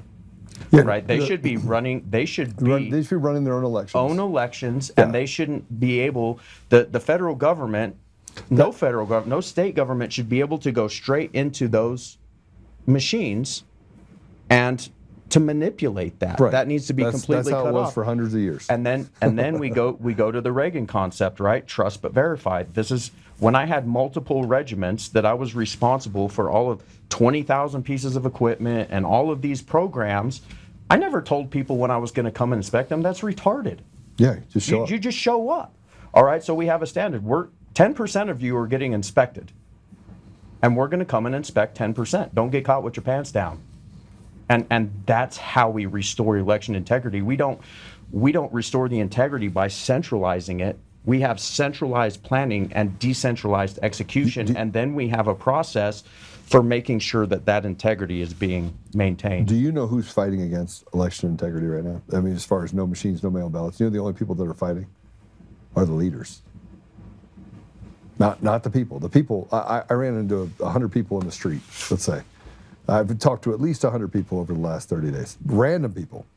I'd be out at a restaurant. I'd ask the person there. And about 10% of them, by the way, in fairness, just don't care. Right? It doesn't affect. They have so much crap going on in their life, that's the last thing that they care about. Not understanding that that's actually creating the problems in their life. Right? But let's take it on the 90% principle. And I'm like, would you be okay with paper ballots in person, make sure everyone gets to vote? And they're like, yeah, this is why we're even talking about it. Nobody wants machines. Nobody wants mail-in ballots. Right. I even talk to older people, and I'm like, do you like your mail-in ballots? They're like, yes, it's convenient. I was like, well, what if 10 other people, one other person gets to vote with 10 ballots and send them in, and your choice doesn't get picked? And they're like, well, that would suck. I was like, well, that's actually happening. Right. And then I was like, would you give up your mail-in ballot to go to in-person paper ballots and make sure that you had secure elections? Would you respect the will of the people? And they're like, yeah. And I was like, well, are you opposed to that? They're like, no. I said, what if I told you it was going to cost you 10% of what you're spending now, and that the other 90% goes back in your pocket? Now would you go stand in line and actually vote? They're like, yeah. Democrat, Republican, Independent. Not one single person out there that I talked to that didn't disconnect from the idea of, like, I just don't want to talk. I don't care. That 10% that's already suffering, right? Not one single person in that, not one, said, no, I wouldn't do that. Not one. Yeah, that would be stupid for them to say that. This is scientific, bro. This is scientific. I want everybody out there to do it. Go talk to people and say, listen, if we could put this whole thing to bed, just get the paper ballots in person, hand count, precinct. You get to hang out with your neighbors for a day. Heck, have a barbecue. Who cares? Would you be opposed to going to paper ballots if it cost you 90% less? Because right now, elections cost about $800 million a year. Right. Now let's get it down to $80 million. Would you guys like to have $720 million put in your pocket? Who's going to say no? Yeah, I think that it's like you said, that people want to focus on their lives. Yeah. And so what's happened is there's the nefarious thing going on while people aren't looking. Yeah. And I think we do in this nation have an irresponsible trust of the government. The government is not to be trusted. And so these people think because it's sold, we just saw that, Jenna Griswold up there, and to the regular person who's not involved in this, if they just saw that, they might be convinced. I mean, obviously, she's a pretty convincing person. She's not going to fool me. She doesn't fool you because we're involved in these things, but that's the danger of it. These people have been deceived, and that goes back to the deception, right? There's a war going on, right? And it's a psyop across the whole United States. But the thing is, you're right. Most people don't recognize it's going on. And most people are reasonably minded. And I absolutely believe that because I talk to people have the same thing, and it goes back to that hope, right? If they can take their ballot, right? I can take my ID card.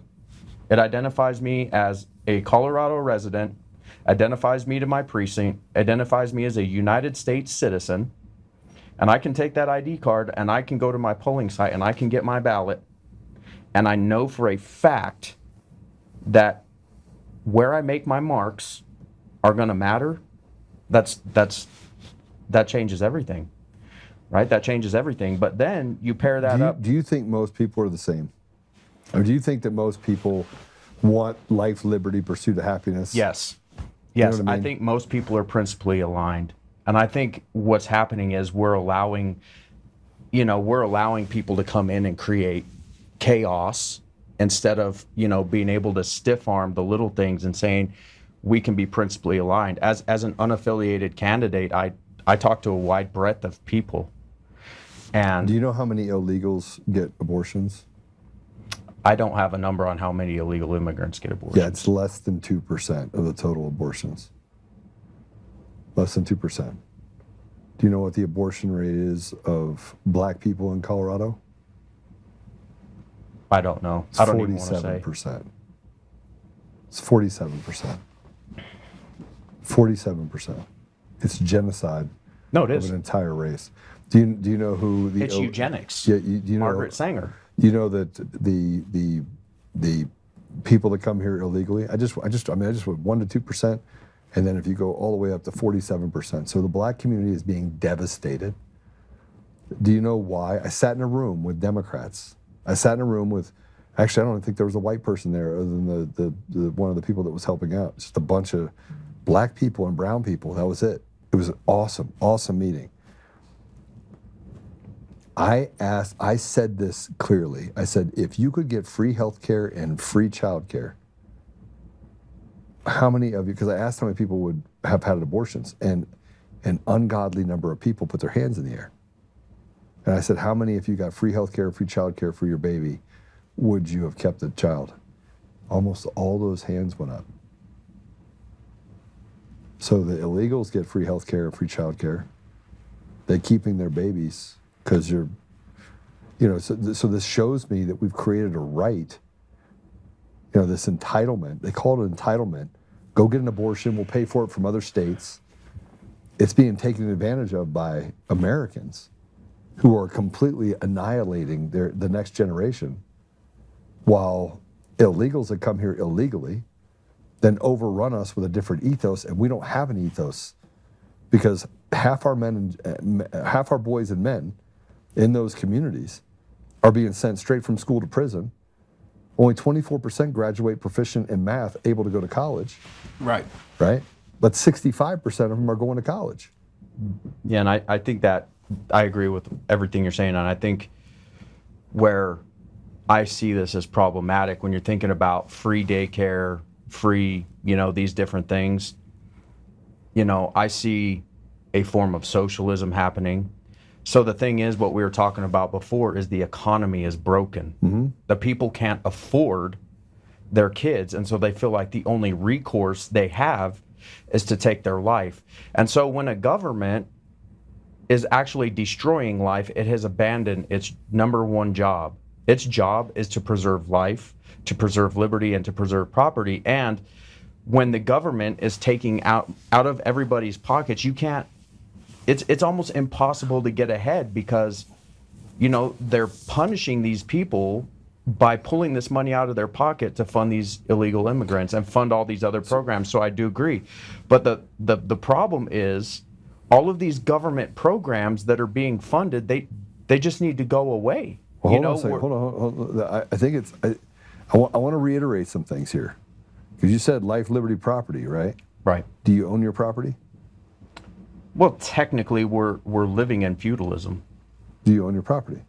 I mean, it's a de facto ownership because my property, I have to pay the government once a year to live on my property. And that's right. So you don't own your property then. You rent it from the government. Right. Okay. So you would agree that we're all sharecroppers. But we shouldn't be. No, we shouldn't be. And this is the whole platform by which it's feudalism. Yeah. The founders would have never founded this nation on feudalism. We have corporate feudalism and we have governmental feudalism that's ruining people's lives. Okay, so that's what I want to get to. I don't want to replace the system and make black and brown people in our community that have been here for generations go and have to get government assistance for health care and for child care. No. But 23%, mark this, and you and I have talked about this, 23% of a person's mortgage or rent is property tax. Right. So if the average is $2,100, that means $600 a month goes to what? Taxes. Taxes for the government, for you to live, to be there, right? And when you pay off your home, you have to continue to pay it. So you're renting your house, you rent. And at this rate, we'll be in a place where people won't be able to, can't own anything, which is what they're trying to push us towards. Because now only 13% of the people that used to be able to buy a home under the age of 30 can now afford to buy a home. So everything that they've tried to do inside of this government structure in order to steal our voice, steal who we are, they've done it already. They've done it. Right. So when you say restoration, I agree with you fully. But this is where I get into the fact that we're not mad enough. We're not angry enough. We're not pissed off enough. They want to make us feel guilty, Chaz. They want to make you feel guilty for being a white man. They want to make me feel guilty for being a white man. They want to tell black people it's the white people over there that are actually causing all your problem. When in actuality, it's a small group of people that don't call themselves white. White people that are literally creating this divide and building an entire system that allows for us to fight each other while they hand entitlements to people that never should have been here to begin with. Right. Yeah, that goes back to part of the reason why I am an unaffiliated candidate is because I believe that factionalism is problematic. There are, in fact, and I mean, it's not just in economics. I mean, they're trying to divide us up along every line. Economics, skin color. I'm 30% Native American, 30% Spanish, 30% Northern European, and then whatever else. You're a mutt like me. I'm missing a leg. I'm a veteran. I mean, what group do you want to put me in? I'm a freaking American. I'm American. Yeah. When in the Marine Corps, I'll be filling out my paperwork. It's like, what's your heritage? I'll write on there American, and some people are like, well, you can't write that. You have to fill. I'm like, no, I don't. I'm not going to be the one. You can't force me to put that. Yeah, but they try. And I do agree that we're not mad enough. But I want to say the founders, when you look in the Declaration of Independence, and it goes to your point, how do we get these people? How do we get them to understand these things? The founders said something that's very, very, it's just powerful. They said, they're talking about despotic governments. And it says, people are more disposed to suffer while the evils are sufferable than to right themselves from the evils that are causing the suffering. And so a lot of times in my mind, I'm like, how bad does it have to get before people are forced into action? I think a lot of times we're so far removed, even though it's 250 years, we're so far removed from how bad it was during the time of the founders, and we're trying to figure out, like, okay, how bad. It's that bad now. It is that bad. And here's the thing is, I think it's worse. It is worse in many ways. Yeah. And when you look down the 27 grievances in the Declaration of Independence, one of them was equal suffrage. We don't have equal suffrage in this state. Nobody gives a crap what I think, right? And the two-party system is to blame. And you know this, we've had multiple conversations. Why is it that even though I hold these same fundamental principles, I'm told to stand aside. Right. And it's not about me. The reason why I'm doing this is because I'm trying to raise up the voice of the people who are politically homeless, and we've been called trash, we've been called junk, we've been called traitors. Well, that's interesting for a guy who served this nation for 20 years, supporting and defending the Constitution of the United States. And people are like, well, I don't understand why we can't win. Well, the reason why we can't win is because we're in fact divided. Right. And I would say, you know, one of the things that I've been telling people, and people can agree or disagree with this, and I say sometimes we're blind to our own hypocrisy. You know, a lot of people in the conservative and liberty-minded group of people, which I think we're of that group, right? We're not the, what'd you call it, I would argue that the people in the middle of Denver, the synagogue of Satan, right? We are this liberty-minded group of people, you know, and people in this conservative and liberty-minded group say, well, we don't believe in DEI. And I'm going to speak specifically to the Republican Party. And it's one of those truths and love, right? I'm going to say it. Say it. You say you don't believe in DEI, but you won't include me because I'm not a Republican. Look at the Liberty scorecard. Pull it up, Google it. Liberty scorecard. Bob Kirkmiles, she's a flat F. Dude, and people will support her just because she claims to be a Republican. Right. And so either you believe in DEI or you don't. Right. So excluding me just proves the fact that you're blind to your own hypocrisy. I mean, look, I've had better luck having conversations with Democrats than I have with the Rhino establishment. And I wrote this thing about, maybe we should pull that up. Find the post that I put up on that talks about the Republican Party. Do we have that? Just see if you can find it. All right. So you're not wrong. You're right. Right? And this is why I have such a hard time with us pedestaling, you know, someone like Victor Marx, or pedestaling ideas, principles, a way forward should shape the way people vote for a candidate. Amen. Right? And then you should have a history. You should have something that I can point to that says, you know, yes, Joe can't be bought. Yes, Chaz can't be bought. Yes, Chaz did this. Yes. All right, I'm willing to give him a chance because he's outside the establishment lines on either side. And they finally would realize that what they've been doing before it's an act of insanity. Right, because they keep continuing to do the same thing over and over again. Look, go back and look at the 2022 governor election. Yeah. I'm going to say something else, right? So we had, oh man, I can't think of her name right now. Heidi Ganahl. Mm-hmm. And then you had another lady, Neuschwanger. Yeah. They were both running Republicans. Yeah. Heidi Neuschwanger saw no clear path to victory. Neuschwanger breaks off, becomes part of the U.S. Constitution Party, and draws off a bunch of those votes. Right. Right. And so when you go back, I mean, the elections are fraudulent. They are fraudulent. But I just want to make the point that we have to work together. Mm-hmm. The continued working against each other just makes it easier. Yes, the elections are fraudulent, but it goes back to we can't have apathy. We still need to have a plan to work together, and by pushing people out and saying, well, because you won't wear the R, you can't be you're not a part of the team. Right, look, I reached out to you when we talked before. Right. I agree with you. I think that we have open primaries. We should have open debate. Yes. Right? So if an independent can actually vote in a Republican primary, then independents should be sitting on the panel so that they can actually hear the ideas of the independents. You invite them all the way in, or you don't. And my point is, we need to have a different plan. Continuing, and my point is, I see this election cycle is going down the exact same way. It's a twin. Yeah, nothing's changed. It's a losing plan. Yeah, nothing's changed. Why are we so sold out on a losing plan? Who wants to be on a losing team? Yeah. We need to build a winning team who can achieve victory for Colorado in 2026, and by continually shouting down the people like me, I'm a literal regular person. I'm a retired Marine. Yeah. Like, I work in my community, I go to my church, you know, I do these different things, and it's like, well, Chaz, you don't know what you're talking about. Interesting, because I am the people. Yeah, that gets to the, go into the community, listen first, then lead together type of principle that we run. All right, so here's where we're up against our time frame.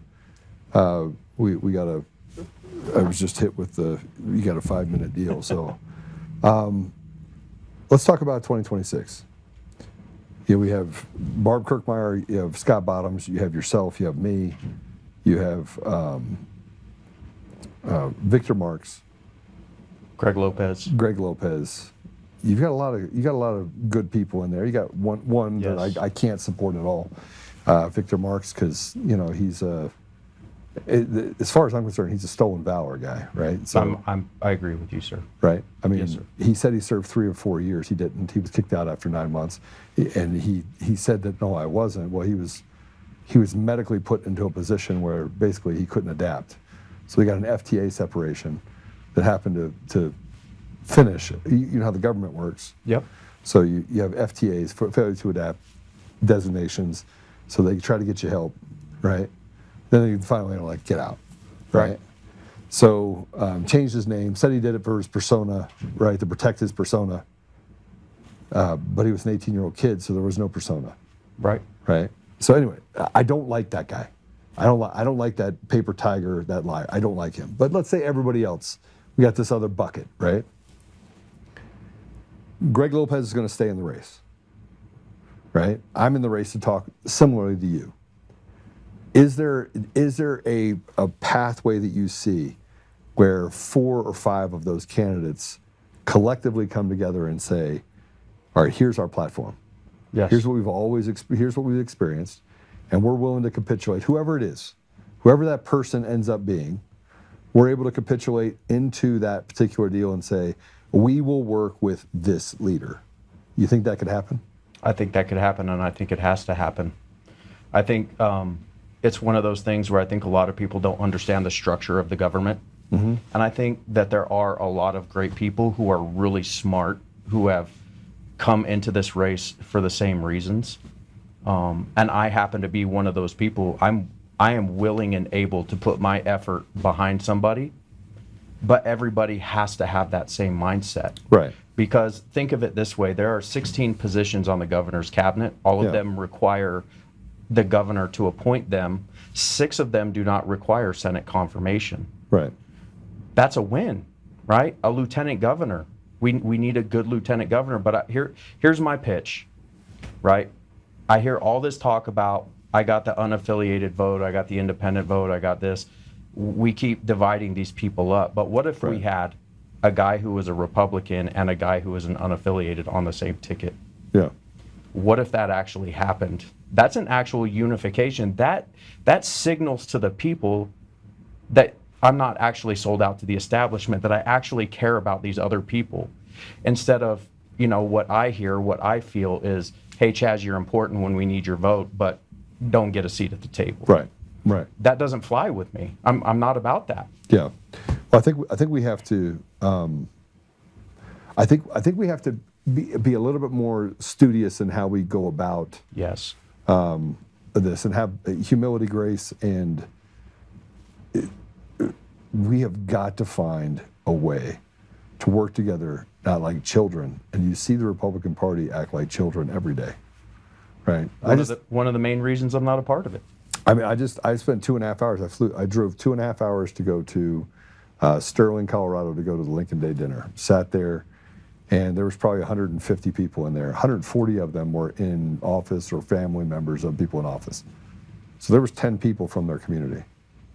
Now, before I went out there, they warned me that, Joe, you don't understand what you're walking into. You got a sheriff that's a really good guy. And he says, but just below the surface of that, you have a good old boys club that is as corrupt as you're ever going to find. And I was like, yeah, it's Sterling. It's in the middle of the East, plain, right? Farmers. And they go, no. Nobody wants to be a part of the Republican Party out there. Not formally. Because they all just backbite you, and it's just a really bad environment. So I got to speak for 4 minutes out there. 4 minutes. I drove 2.5 hours for 4 minutes. Sandwiched between 2 gubernatorial candidates that frankly were crazy. and then they gave Barb Kirkmeyer the floor at the end. I was so angry at the patting on the back and the way that they treated candidates, that obviously they were going to make a fool out of people, that when I got up there to speak, I could not believe what I was a part of. This is the GOP of Sterling, Colorado. This is, and I was disgusted by it. That is what permeates that weak, cowardly, self-importance, only care about themselves while pissing on people in their community, is what the GOP has become. So we're going to have to bypass the GOP establishment and get to the GOP people and the independent people and say, look, this is where we are. And then from there, flush out into the Democrats that are feeling the same pain on the Democrat side. Right. I think one of the things I've been working on concurrently with this campaign is a Liberty Coalition. Yeah. And it encourages people from all different walks.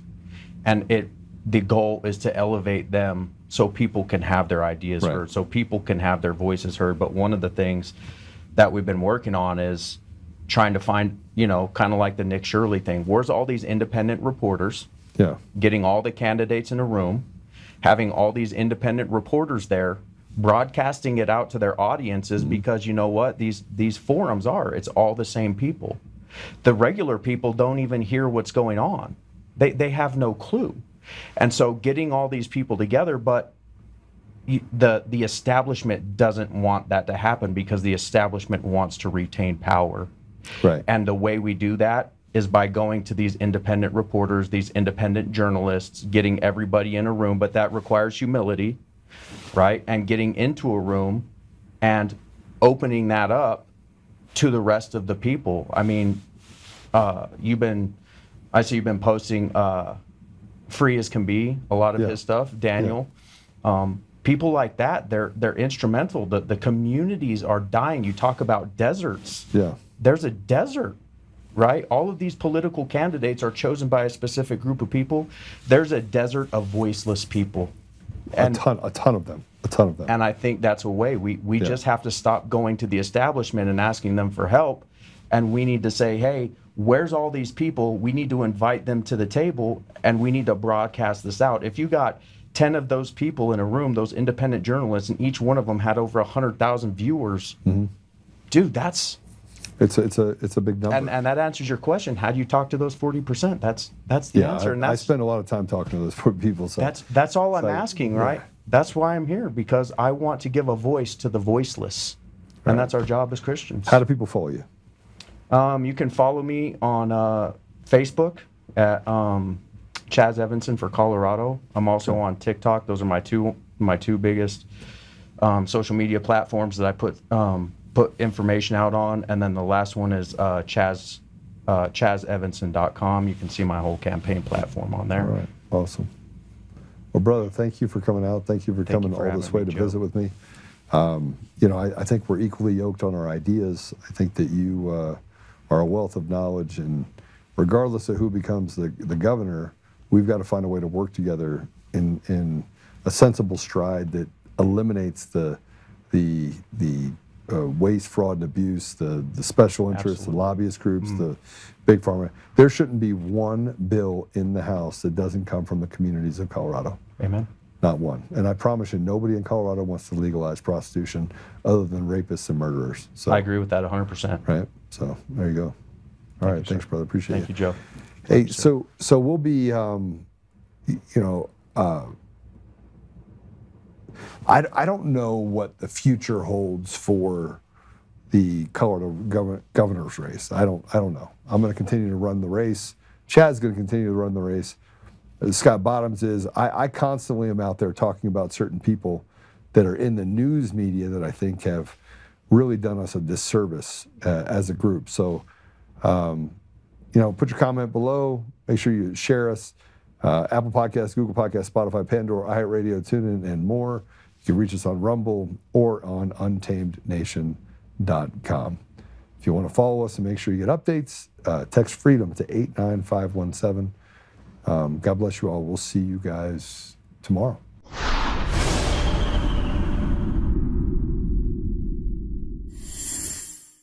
All right, everyone. What a great interview Joe just did with Chaz. And Joe is he's a man of the people. The guy hears a voice, it resonates with him, and then he wants to amplify it and give them an opportunity to share their message. It's quite remarkable that a person of Joe's stature, wealth, still just continues going out there just doing the work, trying to make this country and this state a better place. And this is actually a competitor of Joe, right? He's running as an unaffiliate, but they're in the field together, duking it out. Just a good man. And I don't know how he does it with staying with his event schedule, running multiple companies, running for governor, doing a podcast. I don't know how the guy does it, but it's quite fascinating to watch and have a front row seat to it every day. And I see it every day, and I still don't know how this guy does it. So Joe, keep it up, man. Look forward to talking to you tomorrow. Seeing you. Well, we're not going to see you in studio, but you'll be remote tomorrow, so it'll be great to see you. Just woof, that guy. And now this part of the show, we're going to cover the effects of communism in America, right? We did a teed off on it at the first part, but now you really got to see the effects of it. You really got to see the effects of it. And we're going to start right here in New York City. Don't tell me Democratic Socialist Mamdani is a Democratic Socialist. He's a communist in sheep's clothing, okay? That's what he is. Take a look at what's going on in New York.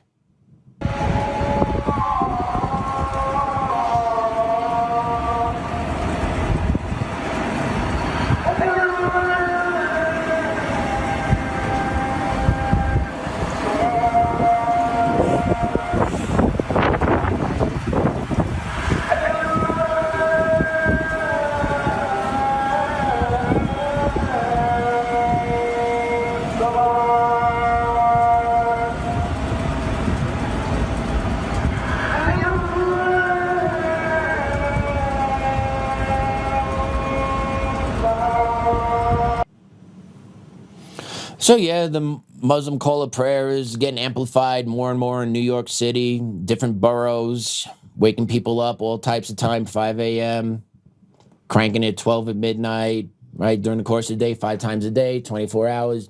Got it popping, every 5 hours or so, give or take. But yeah, Mamdani, baby, he's off on fire right now. We got the call of prayer popping.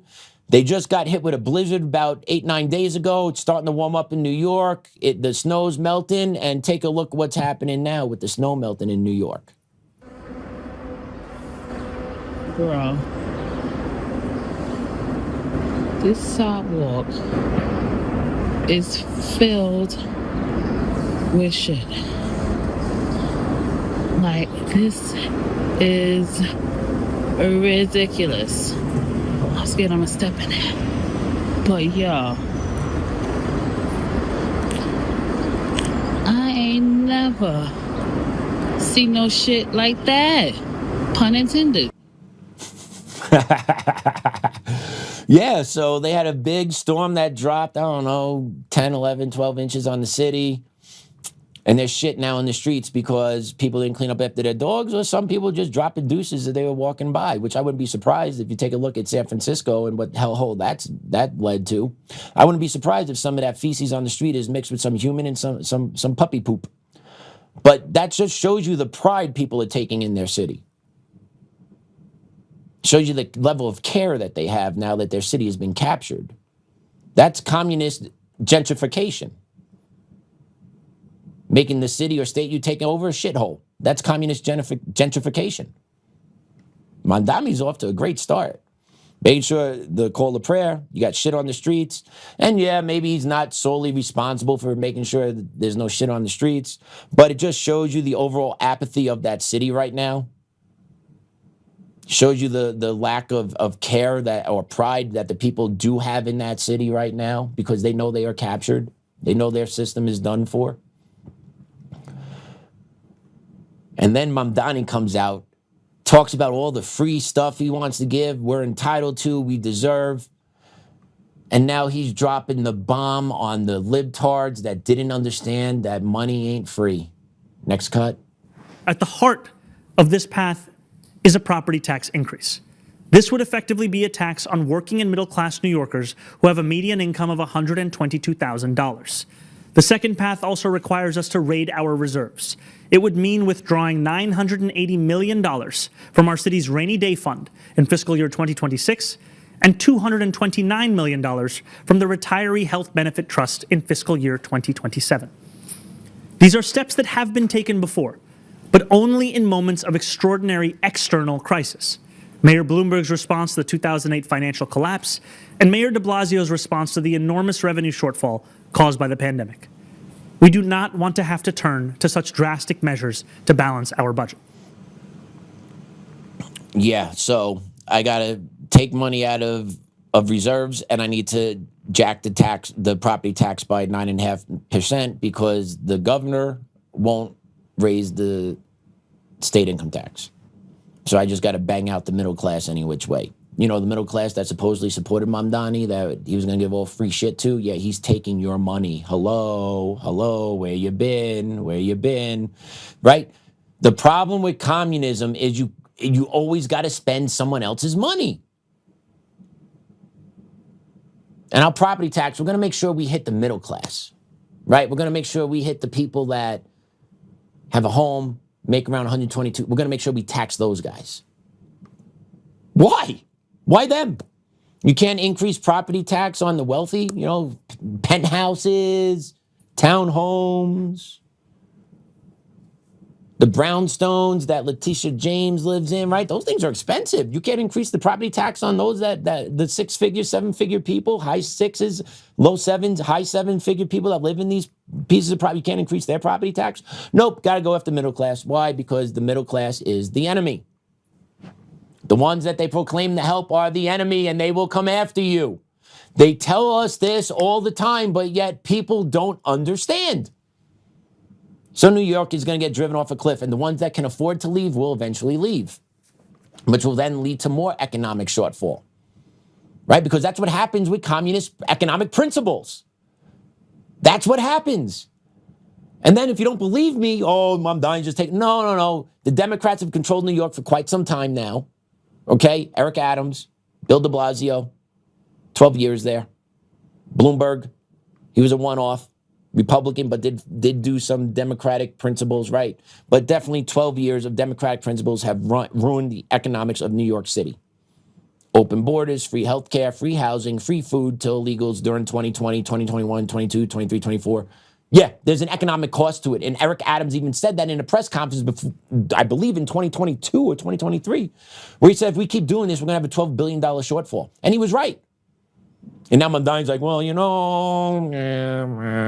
Well, Mamdani, you're following the same principles that they were. Mamdani, were you going to stop bringing illegals into New York City during 2020 to 2024 during the Biden regime? Hell no, you weren't. You're going to bring them all in. Right? So you would follow the same economic principles because it's your ideological goals you're looking to achieve, which is the overthrow of America. And part of overthrowing America is bankrupting America. Breaking the economics of America, which the communists are doing. He's got to go raid funds and raise property tax.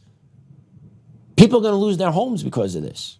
He doesn't care. Why? Because as the government, he's going to want to come in and just swoop it up, make it part of communal living. Communism. That's going on in New York. You could say, oh, you're jumping ahead. No, you don't know. No. Washington is ahead of New York. Listen to what the state reps in Washington State just did. Let's play that. We take our finger and press this button tonight. That is a $4 billion vote. And the next thing will be an income tax and many other taxes. After the largest tax increases in state history, and all the while a spending addiction that is totally out of control. These are retired firefighters. These are retired police officers who have worked so hard. And then when they see the hands of Olympia reaching in to take their retirement, they take it personal. We have spent so much money in so many ways on so many unsustainable programs that we've forced ourselves into a hole that a year after we have record increases in taxes, over $9 billion of new taxes, we're immediately coming back and asking our retirees to shoulder a massive shift of their funds to balance the budget. If this were a private corporation, we'd be screaming bloody murder that they were raiding their employees' pension funds. We are continuing to spend more than we take in. And we're going to come back next year and we're going to even have a worse deficit. We have. Yeah, that's going on in Washington State. And it sounds very similar to what the answer in New York City was by Mamdani, raiding pension funds, raiding extra cash funds that are in there for reserves, right? It's all about emptying the system. Even though they increase taxes in Washington, they still need more because there is no endless pit in communist ideas because they want to spend and spend and spend and spend and spend without actually fixing any problems, addressing the mental health issues, regenerating a normal American society, getting rid of trans stuff, you know, getting rid of illegal immigrants, doing away with entitlements to them, right? All this stuff costs money, and they jack the taxes up, and now they're looking to raid the pension fund of these retired firefighters and police officers in the state of Washington. This is how communism works. It is all over the place. And businesses don't want to stay in these cities and states that are going to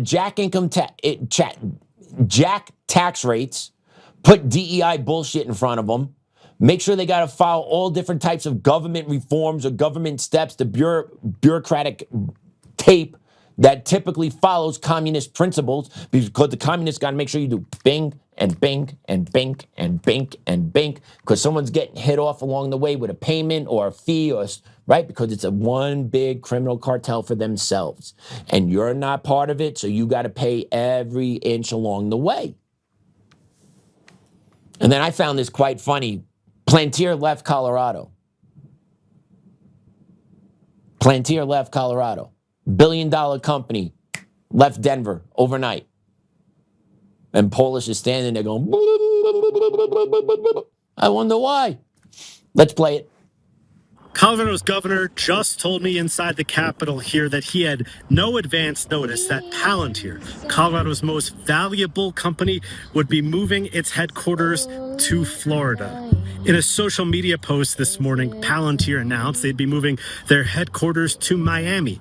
They have a market cap of $300-some billion. I just asked the governor how he found out. How did you find out Palantir is moving its headquarters? I was not notified. I understand there's some public posting from the company, and I don't have any information on it. I have requested a meeting with executives of the company to see if we can learn more. I then asked how he feels about not being notified. Obviously, what I would be looking to is, does it affect any jobs here in Colorado? It's not clear whether a headquarters move would or wouldn't affect that. The governor estimates there are a couple hundred Colorado employees and does not know exactly what will happen to them. So yeah, companies don't want to do business in communistic states. They don't like the policies that they are subjected to financially or socially. Their families are subjected to in these blue states and blue cities. And they're going to get hit with taxes and fees and regulatory bullshit that they got to follow. They say, screw it, I'm out. And I don't owe you shit, Jared Polis. Good for them. Good for Palantir just dropping a mic saying, we out. They're going to Miami. I don't know how much better that's going to be. But this is what's happening to blue states. What businesses have you heard of that are actually moving to blue states to actually supplant themselves in and then thrive in? It's not happening because the economic concepts and the economic principles of blue states are not beneficial to business growth. So you're going to have a cataclysmic shift of economics in blue states as more and more companies continuously leave because these communists keep doubling down on their economic, social justice pushes. They're all tied together. But the problem is you're not going to have the money to run the systems that you want to run because businesses and wealthy people are leaving your states because they don't want to live by your rules. So what's going to happen? They're going to tax the hell out of middle class until they're nothing. And Mamdani told you that. Communism in America. Woke mind virus in America. Stay awake, stay informed, fight back against it at every turn. Because if you're not going to fight, That's just one less person they got to waste their energy on. We need to make them fight as hard as we're fighting. And the problem is they're not fighting that hard. They're just doing and taking. So please share the episode. Talk to your friends. Get involved. Get organized at the local level. Like Joe said, build a fraternity at the local level with your people. Right? Because we cannot be on an island fighting this. They are a unified force and they're coming. They're here. They're beating at our door. We need to resist at all costs. And with that, I'm going to pray us out. In the name of the Father, Son, Holy Spirit, amen. Dear Lord, thank you for the opportunity to sit in this chair today and provide, I believe, good content to our audience and informative content, hopefully inspiring some to take action and spread the word. Dear Lord, thank you for my boy on his 4th birthday today. Truly a blessing. Truly a blessing that I get to see him every day and spend time with him. Something that I missed as a child growing up from my dad. And I still love my dad. I have no ill will towards the man. One day I look forward to seeing him on the other side and giving him a hug. But I love hugging my boy, and he is by far the greatest gift. So thank you, Lord, for that. And thank you for allowing us to spend today together. Dear Lord, continue to watch over us, watch over Joe as he's going through his medical test. He doesn't have one this week, but still as he travels, let's keep him safe. He's doing a lot of your work too, Lord. Thank you for a beautiful day. Thank you for the air we breathe. Thank you for the sun today. Thank you for every opportunity, even though some of those opportunities that look like are easy are always going to present challenges. And thank you for allowing us, and me specifically, to learn how to push through that. Thank you, Lord, for giving me the strength to be a resilient person. Please, Lord, give that strength to others, as we need our resilience and our strength and our fight more and more each day.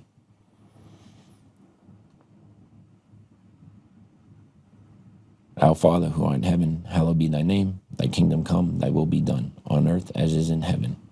Give us this day our daily bread, and forgive us our trespasses, as we forgive those who trespass against us. And lead us not into temptation, but deliver us from evil. Amen. Love you, Grandma, Grandpa, and Dad. Father, Son, Holy Spirit. Amen. All right, everyone. Thanks for tuning in. Joe will be in chair tomorrow. Class dismissed.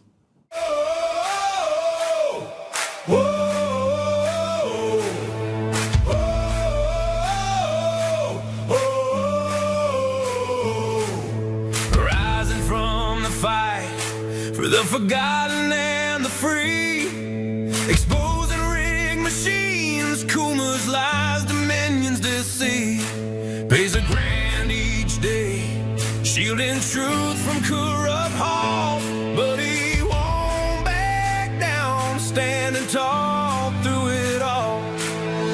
Hart and Tina Peters break the chains that bind her tight, hand count votes and one day bring the fraud to light. No more mailing scams, no machines to steal the night, restore the people's voice, make Colorado right. Governor Oltmann, lead us bold and true, badass for the have-nots, fighting through and through. Abolish property tax, cut the tolls away, shrink the bloated state, let the people have their say. It's our rally call, truth and freedom rise and watch the tyrants fall. Untamed Colorado, strong and proud, we'll be one man for the people, set our great state free. Help the single moms, bring back trade school strong, opportunity for youth, where the brave belong. Audit every NGO, ban the wolves that roam, reclaim our stolen land, bring the power home. Eric Coomer's fraud, dominions, rig design, expose the stolen votes, cross a dangerous line. No more victimhood, no chains on you and me. He's running for governor for real liberty. Smash the fraud machine, pardon heroes jailed for the have-nots. Rising truth will never fail. One warrior defies the corrupt elite. Colorado read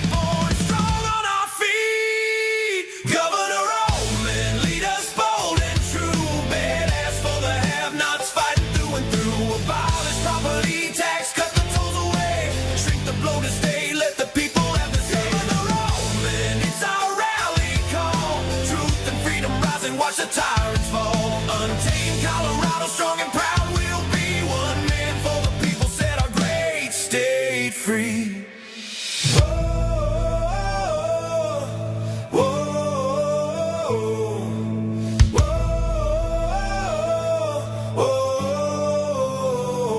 Governor, lead us bold and true. Governor, freedom forever, Colorado.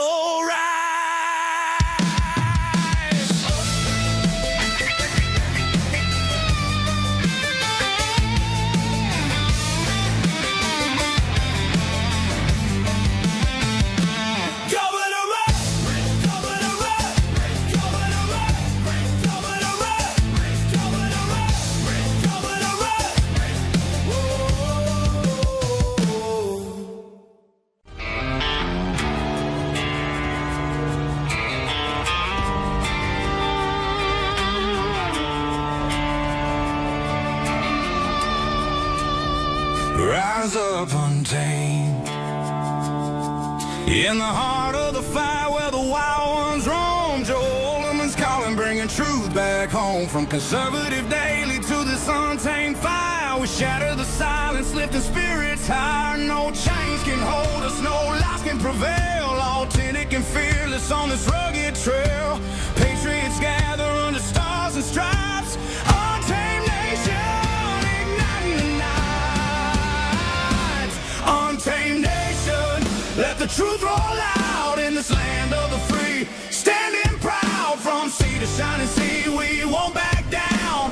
Catch the fire, wear the crown. Untamed nation, it's our battle song, motivating hearts where the brave belong. Yeah, untamed and wild, forever strong. Play it again all night long.